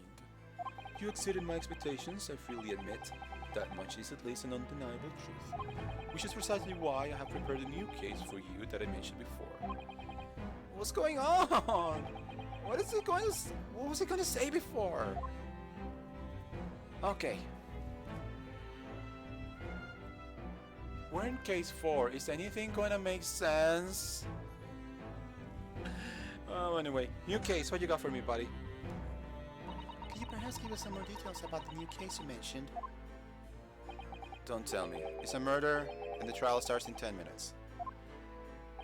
Don't worry. It's nothing so alarming or quite so urgent as your last assignment. In fact, this case is completely different. Oh, I see. Did he just read my mind? Everybody's reading your mind, Renos. It's almost like you're speaking everything you're thinking. That is to say, no one has died as yet. What? And the trial will not be today. There is plenty of time to research the case thoroughly. 23 hours, 43 minutes, and 90 seconds to be precise. Huh? So trial's tomorrow then. Is everything alright? Oh, yes. I'm just a little confused is all. Welcome to the Phoenix Wright series, my friends! Yes, that's right. I'm surprised though, because this is like the quote-unquote British system, so we're like, aren't we supposed to at least have some maybe some extra time or something like that, but whatever. This is the Phoenix Wright style. Just as this trial was, well, it's left me wondering if I'm really cut out for being a lawyer. Oh, Mr. Naruhodo. I don't know if I could face standing in that courtroom again after McGilda's trial. Ah, yes, I nearly forgot. There is one similarity with yesterday's case. Once again, there is currently no one to advocate for the defense. You're doing this on purpose! Huh? If the situation remains unchanged, the trial will start tomorrow with the defendant unrepresented. You have time! And if that happens, I need not remind you of the inevitable outcome. The most terrible end awaits a defendant. I mean, we defended McGilda and he still died. Like, did we do anything? Yes, that's right. Here we go again.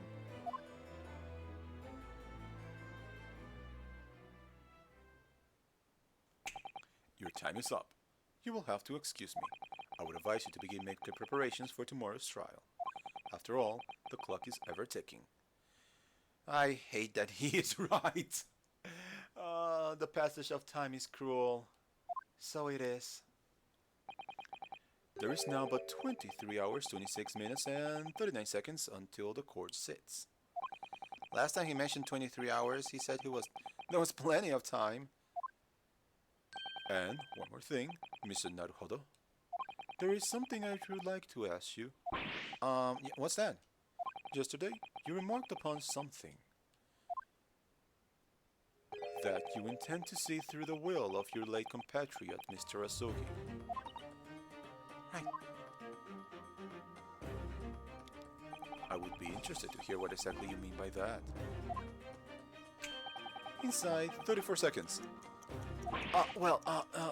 Kazuma always used to say, you see, that he wanted to learn how the greatest justice system in the world works so he could change hearts in Japan. Now that he's gone, I'd like to work towards that myself. And there's another thing. Oh.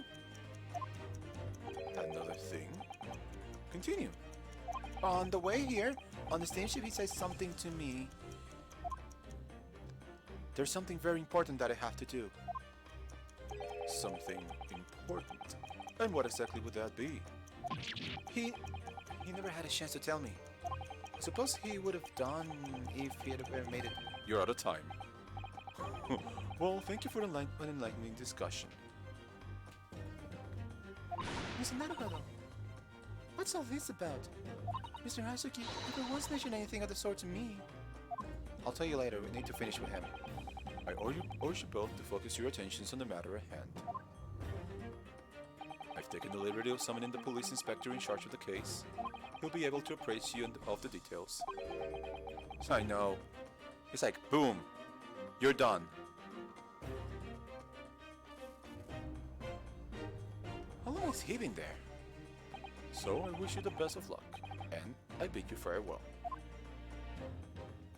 Thanks, Chief Justice. There's something very important that I have to do. Kazuma-sama, what did you mean? I wish I knew, but honestly, he never told me. Anyway, we had better talk to the detective. Fish and chips? Oh, please don't. You're making me hungry. Yes, you're right. I hope I'm just imagining it, but I wouldn't say he looks pleased to see us all. Oh my gosh, he actually does have fish and chips. What the hell? I thought you were just like, you know, saying something. It's like, is he... I didn't notice it until now. Sorry. Well, I guess we could examine the rest of this place and try to burn time. But I think we should talk to the inspector first. Just because.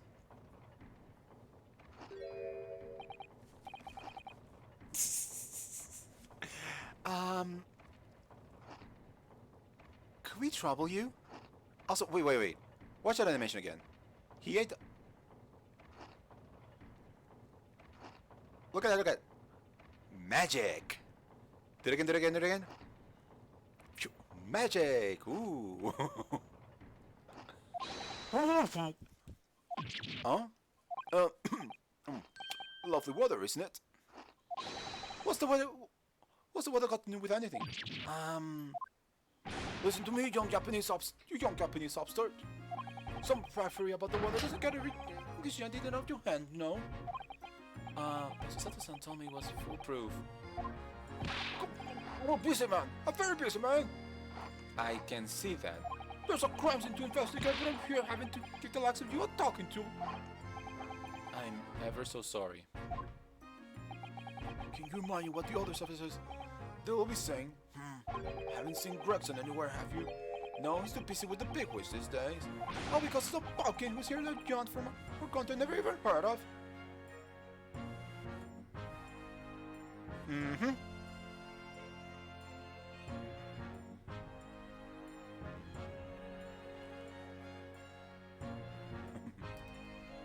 Oh, okay.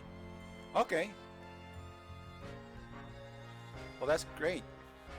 Yo, Blazing, welcome back. It's been a while. I don't know if you've been lurking, watching the case, or just are now just coming back inside. You know. It's great to have you here. We just finished the third case, and man, that was a mind-blowing experience. Now we're on case 4, and now we're introduced to the detective. Where? Detective, quote unquote. His name is the inspector. Oh well, much thanks for looking around. You know, I did add a lurk message though. I do believe. Let me see if it works though. Yeah, it works. Yeah. Just in case. In case you want to use it, I do have a lurk thing. Yeah, no problems, you know. I mean, it's perfectly fine if you just want to stick around, just watch me do my thing. Oh, that's so lovely. Of course, thank you. I'm you know, it seems weird to say this, but I'm glad to be somebody's background noise. Anyway, anyway, if I let the inspector squeeze his fries a little longer, they're just gonna pop right out. I'm sorry. Chips. Also, dude, could you please stop being a little xenophobic? Because everybody is doing it nowadays. It seems like the big thing. Don't rip and sound. That's my reputation. I think you are going to tatters. There's no need to rip us apart as well.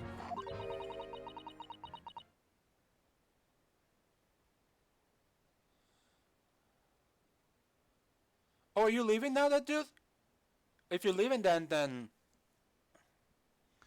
please, you know, well, what I gotta say, sorry.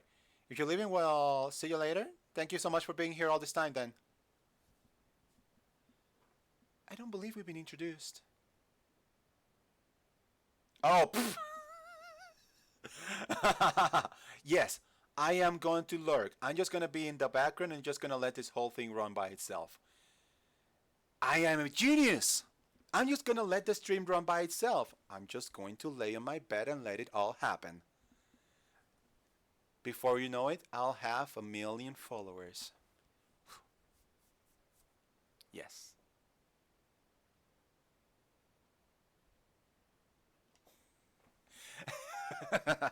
Anyway.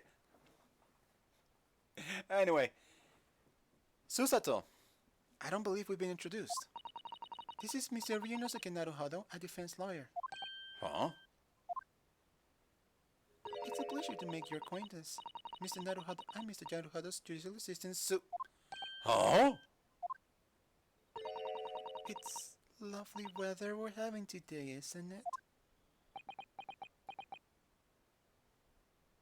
I'm sorry, Inspector. What's your deal?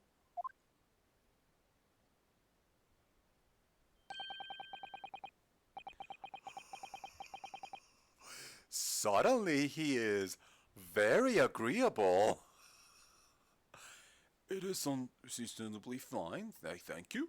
London winters don't see a lot of sunshine. Unbelievable. How did she pull that off? So, Lord Stronghair asked me to fill you in on the case. Wait. That music sounds familiar. Like, I know I have it on the TV and I can only hear it a little bit, but that music sounds extremely familiar. Like, is it a different version of a track from the original Ace Attorney? Because it might well be. My name's Tobias Gregson. Inspector Gregson to you. I'm from Scotland Yard. Gregson? Oh, Inspector Gregson? What's the matter with Susato-san? Does this detective's name mean something to her? Alright, Gregson. The child? Oh yes, the child. Totally the child. I totally don't know what you're talking about, sorry. Inspector, are you perhaps the Inspector Gregson?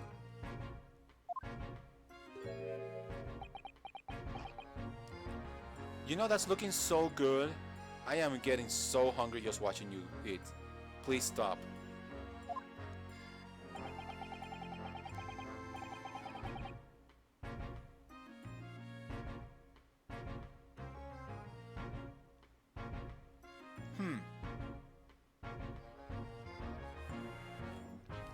I'm not sure. After all, I know nothing about this game, so anything I say about this game, maybe reference to something, or I know this character or something like that, it's purely conjecture. I don't know how the story goes into this game, so... You're acting as you know this man, Susato, but he's a London detective. Oh, I do know him. Very well, in fact. Very well? Yes, he features prominently in the adventures of Sherlock Holmes. Oh, in that publication. What's it called again? Rand's magazine?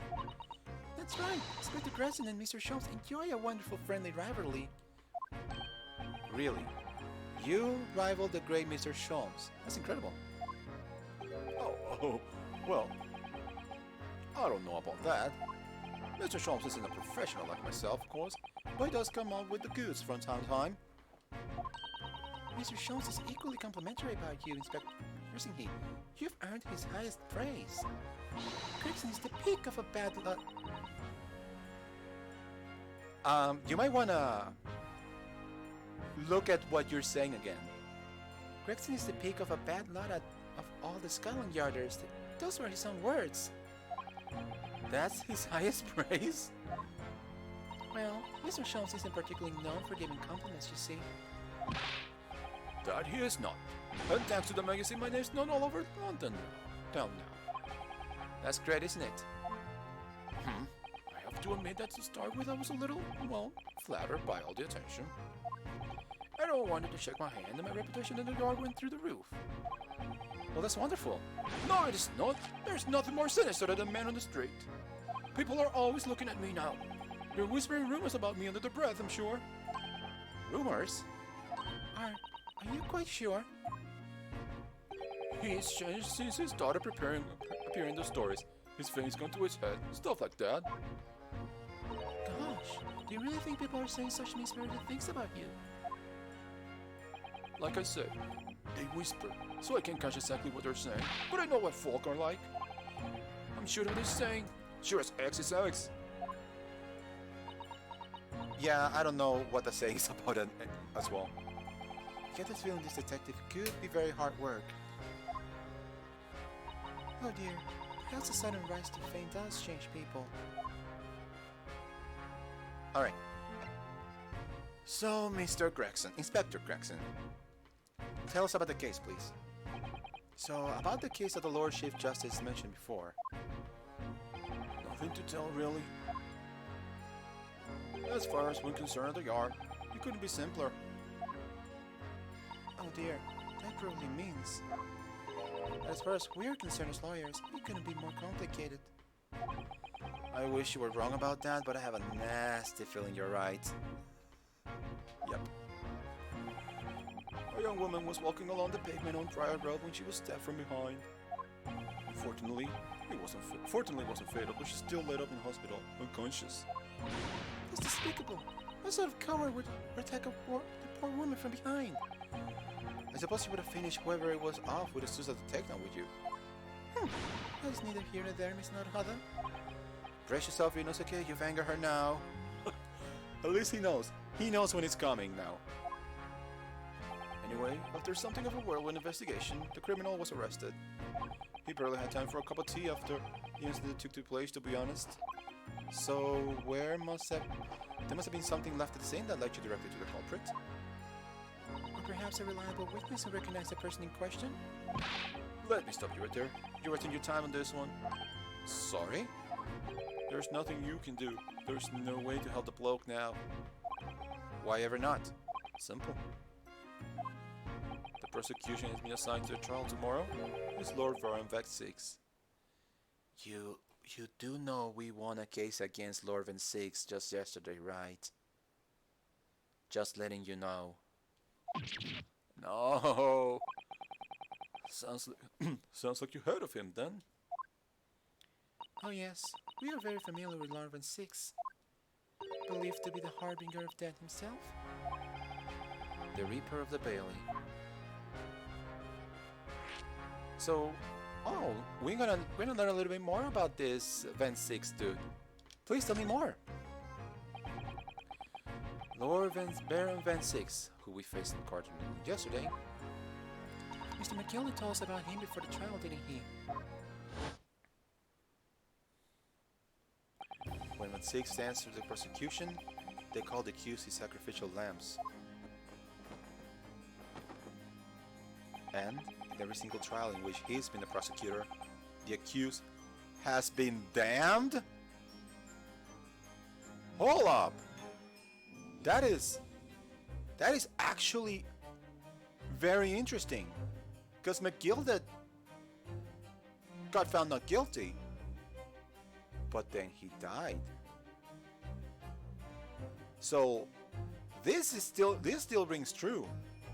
The accused has been damned. Doesn't necessarily mean the accused has been found guilty, just like, you know, you're dead now. Of course, I don't believe Van Six actually killed McGilded. But I don't know. Maybe we'll learn more about that in the future. Maybe. The Reaper of the Bailey nickname? They really think that nickname. The blah, blah, blah. I suppose he's earned that because every defendant he ever case against is found guilty, is that right? Well, if that's the case, we should inform you, Inspector, that in yesterday's trial against Law Number 6, Mr. Naruhodo secured a verdict of not guilty. And that's the Grim Reaper for ya. He's gonna get his prey one way or another. That man has for sure drank someone's blood. So long as it's not mine, I like my blood where it is, inside my fleshy shell. Thank you very much. Like, I can tell there's a certain other people who would be like all over Van Six. They would be like, "Oh, Daddy, please bite me hard," and I was like, and I'm like, chill, please, calm down. It's only a cartoon character. He's not real, and you can't. You know what? I'm gonna stop myself here. Otherwise, I'm gonna be saying a couple of safer stuff. Regardless, okay, yeah. Let's continue. And what of it? Huh. Well, I think.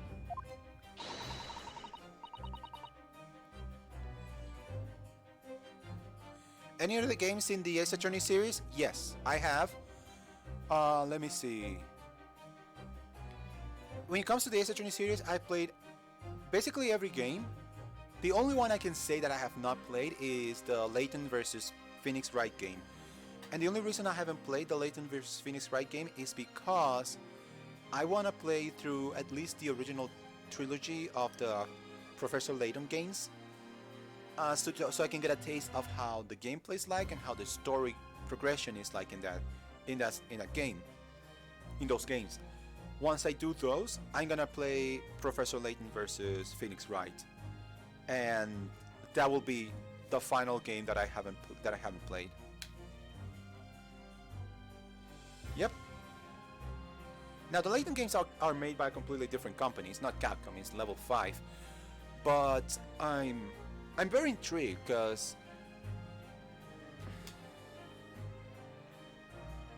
I would love to hear your theory about what is it, whatever it is.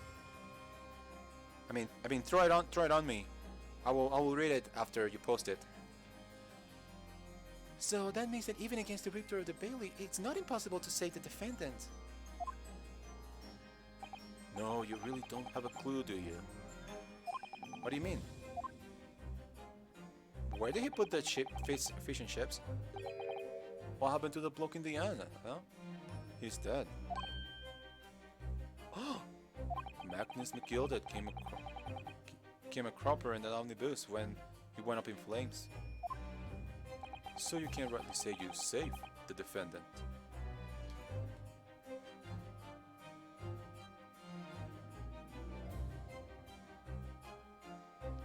Come on.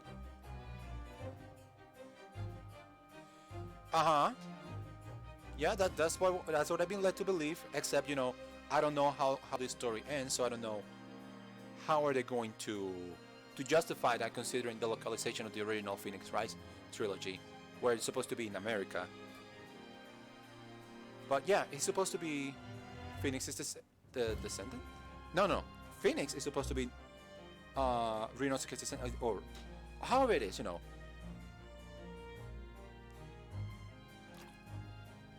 A little bit of water.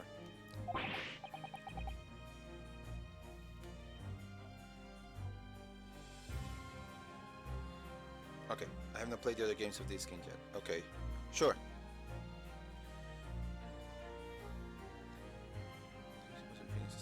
I have not played. Oh boy. But I think Ryunosuke is more like Apollo, though.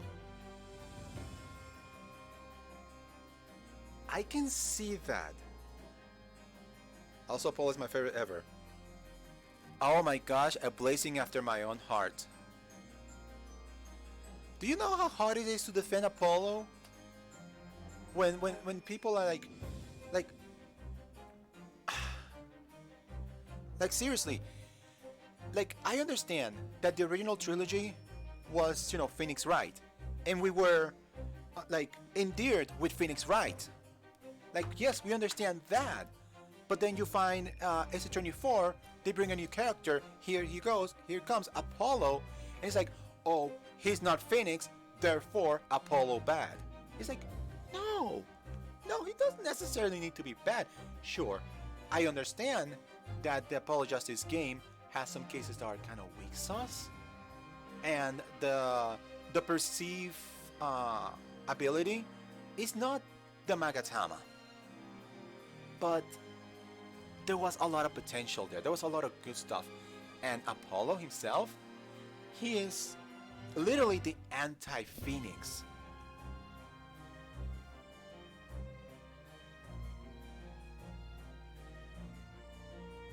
Why you have to diss pineapple on pizza like that, bro?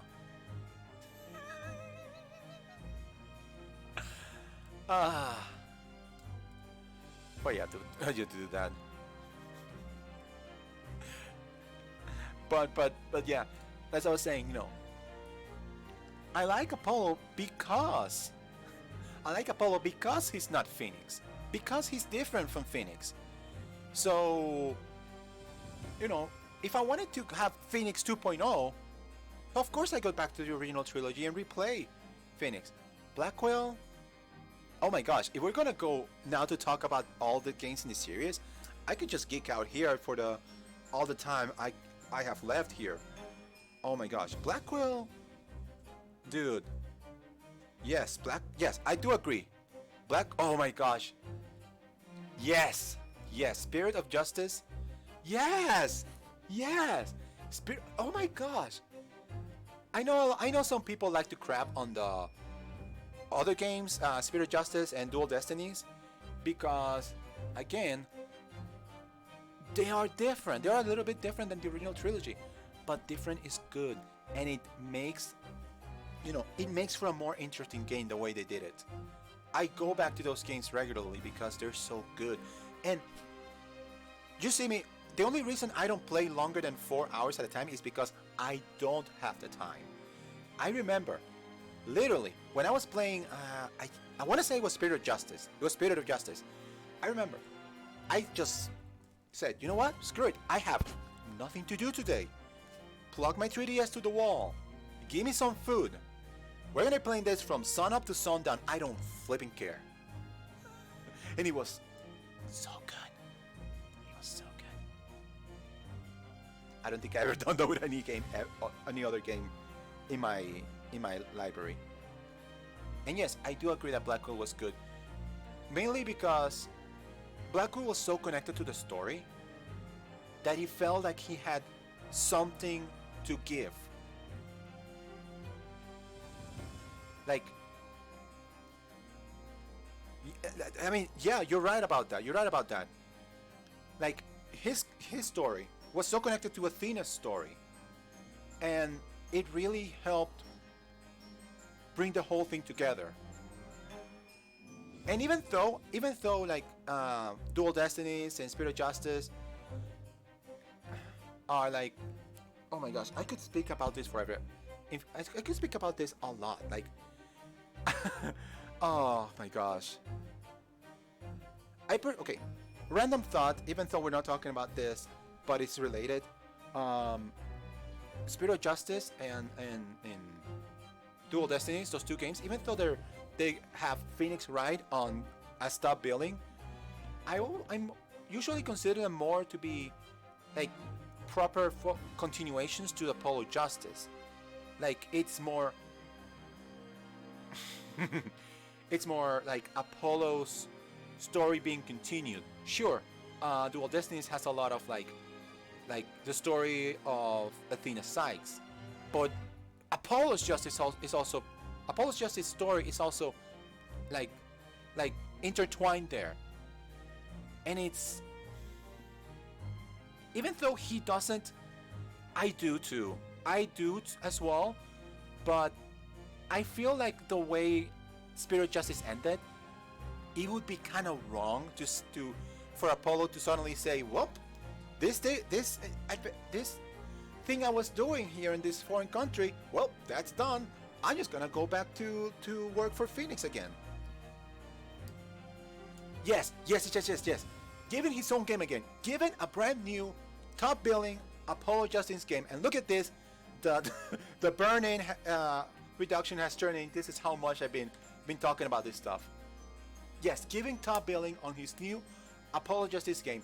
In fact, they could learn from this game that I'm playing right now. Because this game, the whole point of this game, as far as I'm seeing, is Ryunosuke is trying to like learn how the justice system is in here in London to bring that to Japan. The core system in the story of the sixth game, in Spirit Justice, was a whole mess. Therefore, a new Apollo Justice game could just say, we're rebuilding this justice system, we're rebuilding the court system. Let's see some cases about let's see some cases that show how this thing is being rebuilt. I will buy that in a heartbeat. Give me a new Apollo Justice game. That's what I want. Ah, I need a cold shower after that.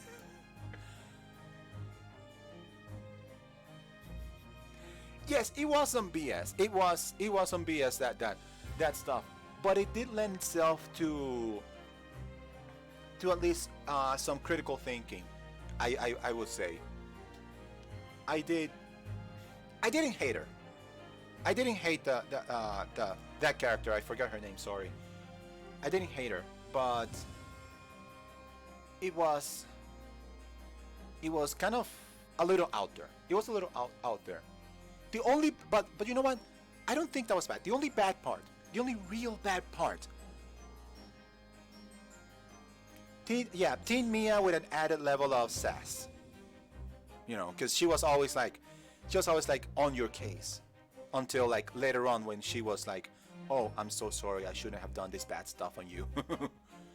But I gotta say, the only real bad part about Spirit of Justice was Athena. Athena goes shafted so bad in that game. Here's one case. It's 100% unrelated to the rest of the game. And it is the throwaway case. It is the jokey case. You don't even have... Did you even have time for investigation in that game? I don't think you even investigated the crime scene in that game, in that case. So... yeah, I say that's the only bad part of that entire game. Oh my gosh. And it's so sad because Athena had so much potential. And, also, technically speaking, in Dual Destinies, she only led one case as well. Sure, she was like the focal point of the entire game, but she only had one case to her name. I mean, it's okay because she was the focal point, but here in the other case, in Spirit of Justice, I'm sorry, I keep like, I mean, I'm okay. I'm not gonna claim I have some encyclopedic knowledge of the Ace Attorney series, but it's the stuff I notice when I play the game. Because Athena is so prominent in the fifth game, you never really notice about that. Pawnee.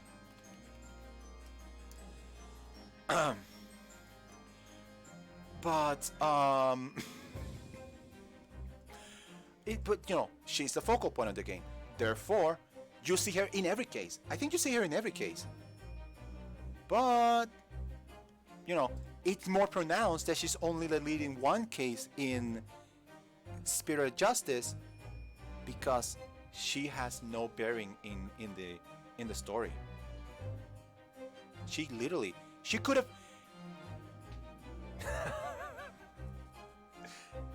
I'm not gonna deny that. I do throw my puns every now and then when I can. I did enjoy that. But yeah. Oh my gosh. I'm glad I found people that love those games. There's this guy, and you might know him. For the most part, I like this guy. This guy is he's someone I've been watching for years. He's yeah. Bring all the Ace Attorney nerds. Oh yes. You know what? Before I speak about what I was going to say, I would love to have a roundtable conversation with. It's been over 10 minutes and I haven't even moved this thing. I would love to have a roundtable conversation with a bunch of Ace Attorney fans. Talk about what we like, what we don't like as much. Talk about the stuff that you know, the cases, the stuff. I would love to. I would do that. And I could be all day. This could be an all-day thing for me, honestly. Ace Attorney is one of those game series that I just soak in, that I just love every single thing of it. I love the story, I love the characters, I love the gameplay, I love the investigations, I love all this stuff. So of course I soak it all in. Of course I would like to share it with everybody as well. Like, there's precious few franchises that I do that with, like this, the Zelda series. I struggle to think of a third series that I do that as good. But yeah. Oh my gosh.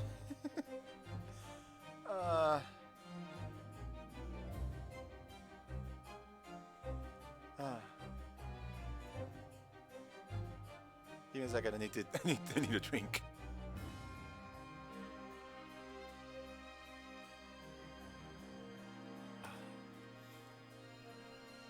Yeah, this was a good stream. Oh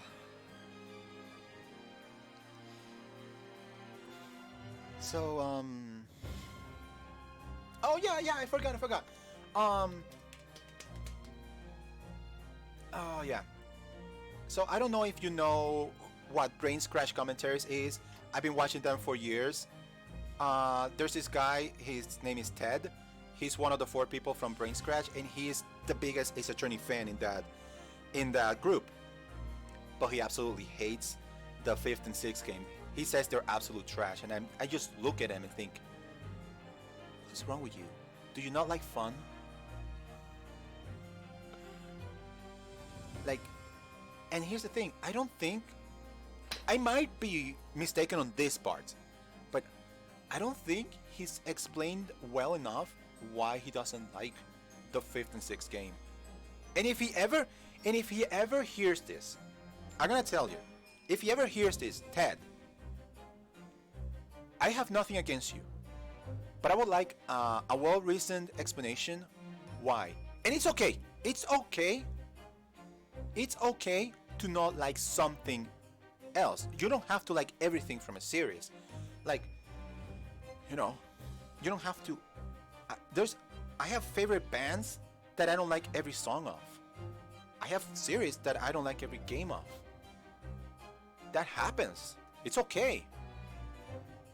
But at least don't say I hate it because it's new. That's all I gotta say about that. Yeah, like, it's okay to not like something. It's okay to have a reason to not like something. Like I understand why people don't like Apollo Justice.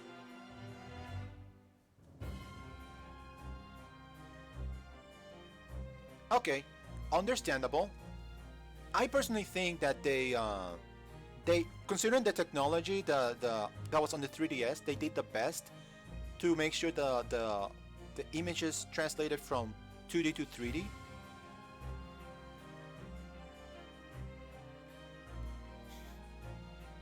Oh yeah. That Pokemon thing was kinda overblown, in my opinion. Like, I understand, you know, I'm not a Pokemon fan. Full disclosure, I'm not a Pokemon fan. I've tried my best to get into the series. I've tried Red, Blue. I tried The last one I tried was Sun and Moon. The last Pokemon game I tried, honestly, was Sun and Moon. I couldn't get into any of them. So this is coming from somebody who doesn't really get Pokemon. I don't understand what the big deal is with the graphics. Like, graphics don't make a game. Gameplay makes the game. If you're telling me the gameplay is stilted, if the gameplay is like old, ancient, if there's something that doesn't, that the game is not jiving with you, that's fine. That's fine. Obviously something needs to be fixed there. But graphics? Come on, man.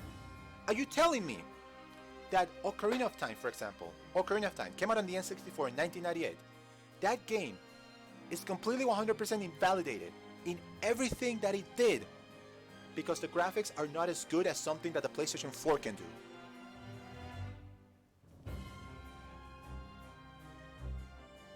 That's all I'm saying.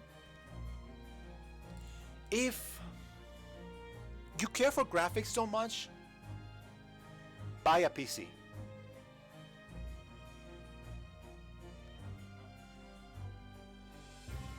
Yeah, that's the thing. And here's the thing. 1080p 60, it's good. It's a good thing to have. Of course it is. 4K textures, 4K 120, that's great. I have an Xbox Series X sitting on my living room right now. And I do plan on using it to play some games on stream. Particularly, I think I'm gonna do that for Psychonauts 2. Here's the thing. It doesn't matter. The graphics don't matter. Because something newer and better is gonna come 5-10 years from now. And then what you thought were the best graphics in the world, they're gonna be outdated. There's a reason why I personally don't really like ultra realistic graphics. Because those are the ones that are gonna be the quickest to go, like, become outdated. Like, did you see the ultra realistic graphics of the PlayStation 1? Those look horrible nowadays in comparison. But then look at games on the PS1 and N64. Games like Banjo-Kazooie, Crash, Spyro. Give me another game which, something with pixel art. Exactly. Something like Alondra.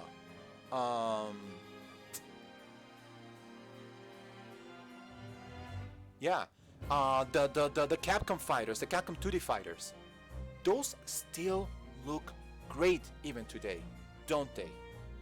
Because they have their own style, they have their own art style that transcended technology. Mario, it transcends technology.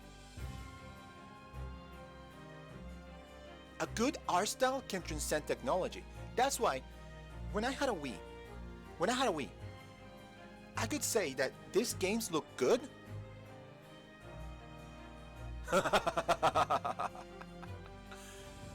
Our sprites, brethren.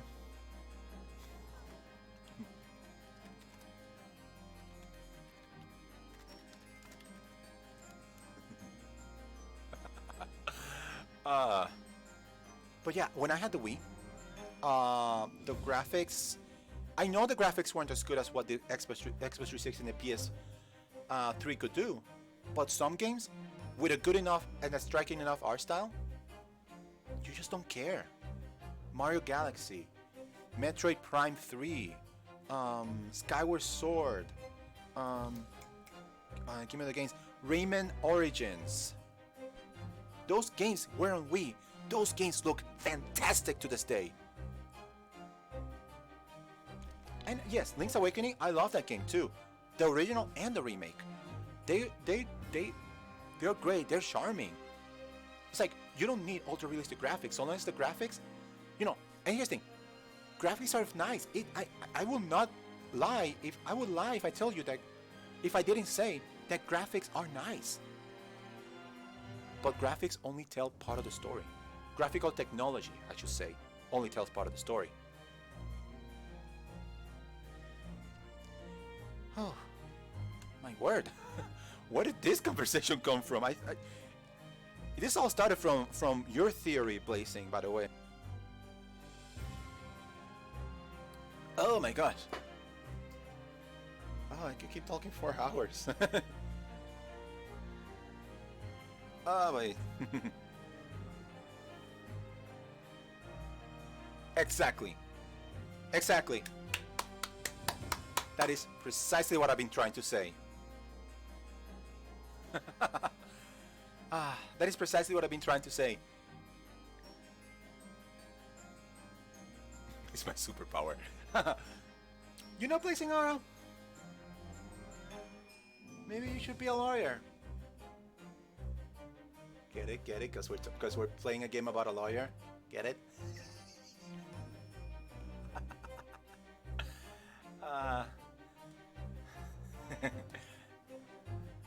No objections here, Your Honor. But yeah, I do like me a good visuals, but I can still play N64 games no problem. I don't think they look awful.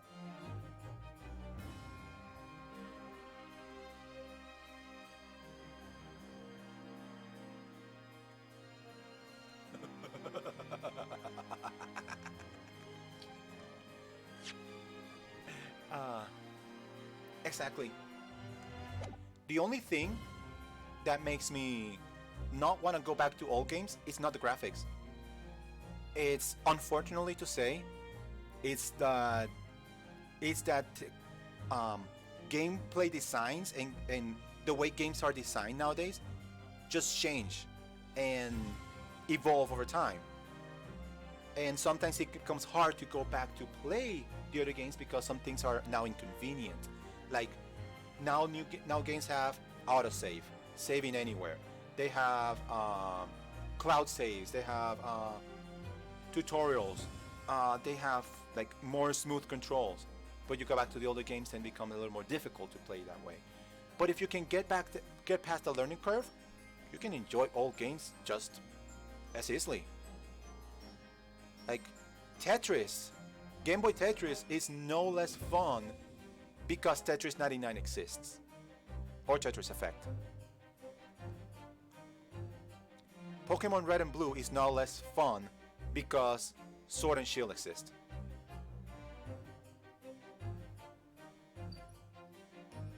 That too. Persona seems like a game that is entirely impenetrable for me. Like I see those games and I think, how the hell am I going to tackle Persona? And Persona 5 looks insanely approachable by comparison. I would love to play Persona 5, except, you know, I don't have a PlayStation. Persona 5 is not on PC yet. Like, boop, come on. That would be good. That would be cool. It's not on my docket yet. I do have some plans. Oh, I mean, Persona 4 Golden is very easy for me to get. I mean, I do have a PC that can play games that are way more powerful than Persona 4.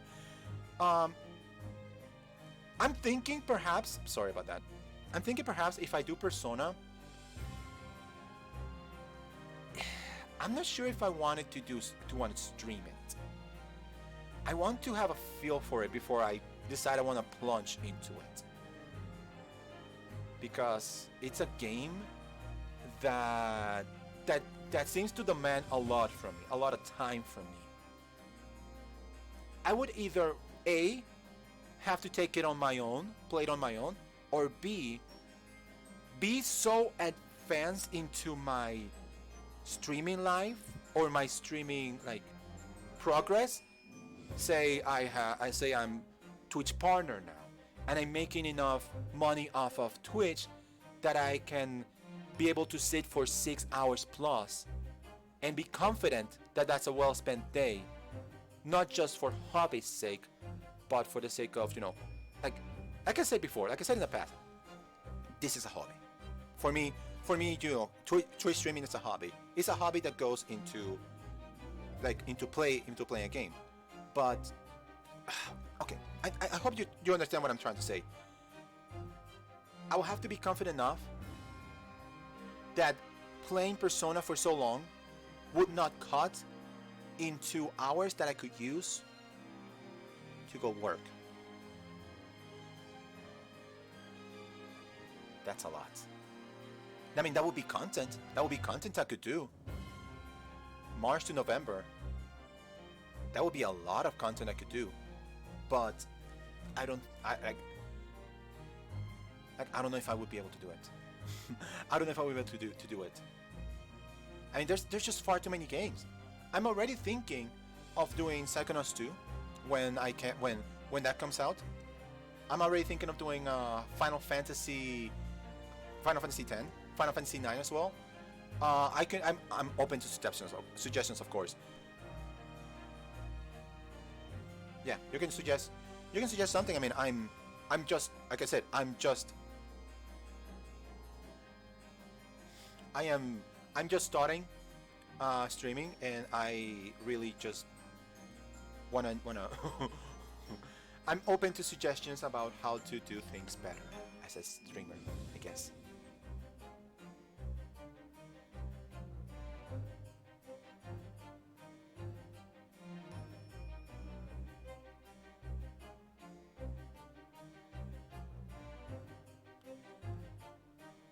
Are you like saying, not so subtly saying, hey, watch my Let's Play of Persona 4?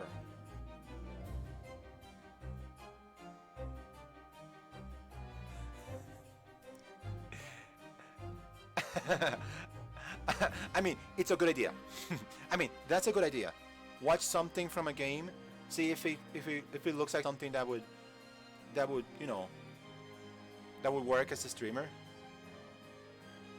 Oh, that's so sad.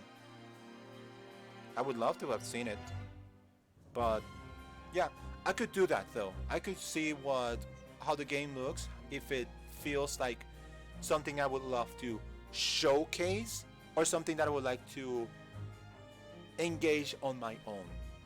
Because I still want to have games that I play on my own, that I don't have to start and stop and then not be able to play again until the next time I'm scheduled to play it. For example, Ace Attorney. I love this game and I love sharing this game, and I'm glad I'm playing it because I met you. But sometimes I feel I would just love to just play.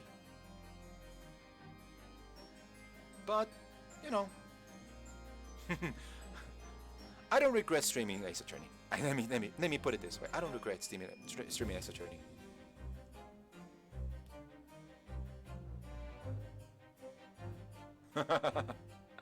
True. I used to think before, in the before time, I used to think that I could just do YouTube videos. But with with the lack of time I have, it's probably not worth it. It's probably not worth it. So yeah, I just use whatever time I have. I use whatever time I have to stream. And the good thing is about streaming, I'm looking into the schedule, into my streaming schedule, and I'm going to potentially like change some things. Like today I started streaming at 2. No, sorry. Well, I'm out at 1 Pacific instead of 3 Pacific. Which is my usual starting time. I'm thinking I'm gonna keep that, but in order to do that, I'm gonna have to cut my streaming days. So it's gonna be just Tuesday, Thursday, Saturday, Sunday, which works best for me. I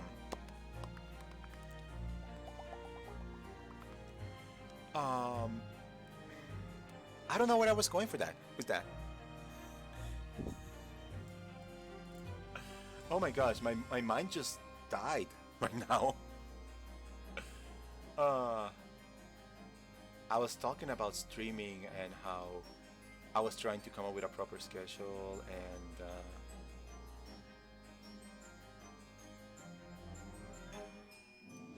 Yeah.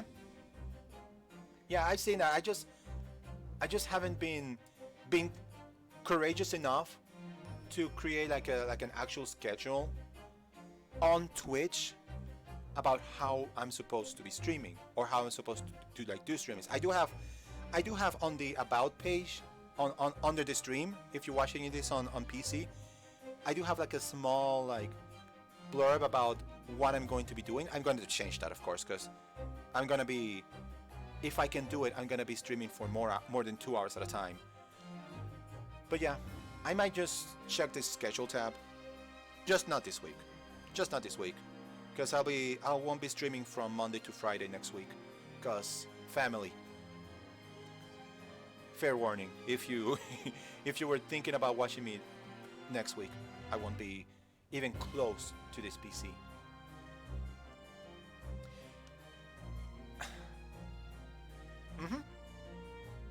You know, this has been a very, very wonderful talk, and I would love to keep talking, honestly. But it's getting really close to my quitting time. Oh, oh my gosh, dude. I'm getting hot and bothered here. You saying that?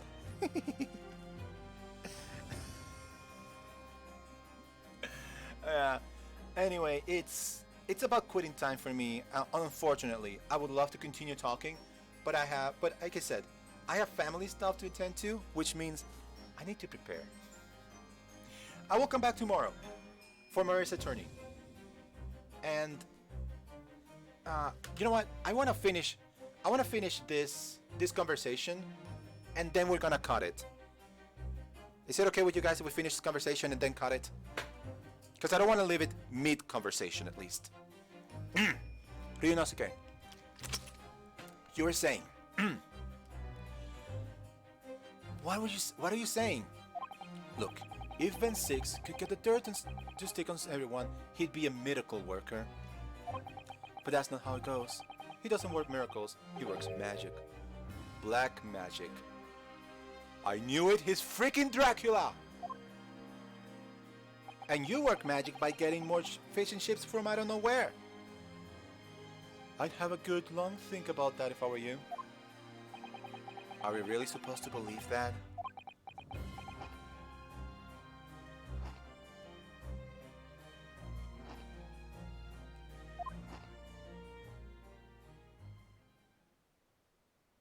Right. Well, I feel you as requested, and I'm very nearly out of chips. That's a miracle. So I'll be heading back to the crime scene now. We're still carrying out a few investigations there. It was Briar Road, you said, didn't you? Where the incident took place? Not my ships. Oh, quick questions while you are still here. This is related to the stream. It's my mic quality okay, good, or poor? Because I'm thinking, I don't have the money now, but I'm thinking the first thing I'm going to upgrade is going to be my mic. Does it sound great? Okay, good.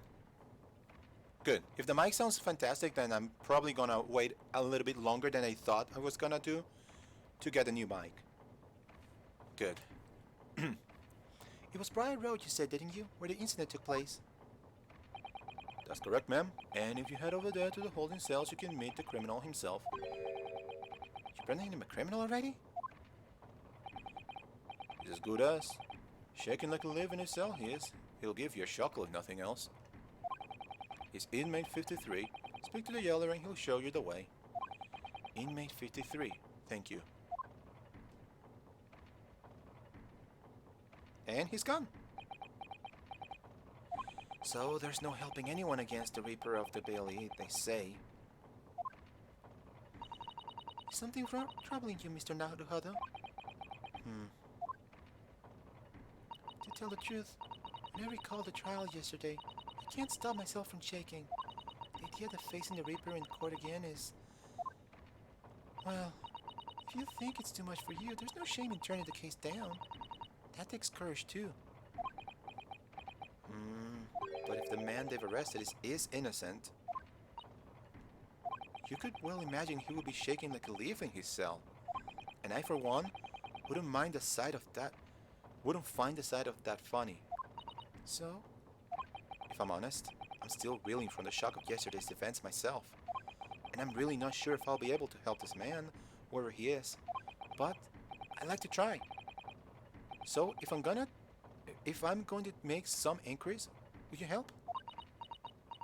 Do you really think you had to ask? After all, I am your judicial assistant. Thank you. So then, shall we? Yes. Let's go. And we will do that tomorrow. Potentially at 1 Pacific, 2 for Eastern. Oh, I'm sorry. I'm sorry that happened to you. Yeah. Sometimes I don't even know where I'm. Well, thank you. Thank you so much for being here. Thank you for that amazing conversation that we've had. And man, this is just getting better and better as we go. I love this stream as well. Believe me, this is bar none the best stream I've had today. I mean, so far. Yeah, I streamed so many times today. Okay, thank you so much for being here, and please stay safe out there, because things are not looking that good for us right now. And be kind to one another and have a wonderful, magnificent day.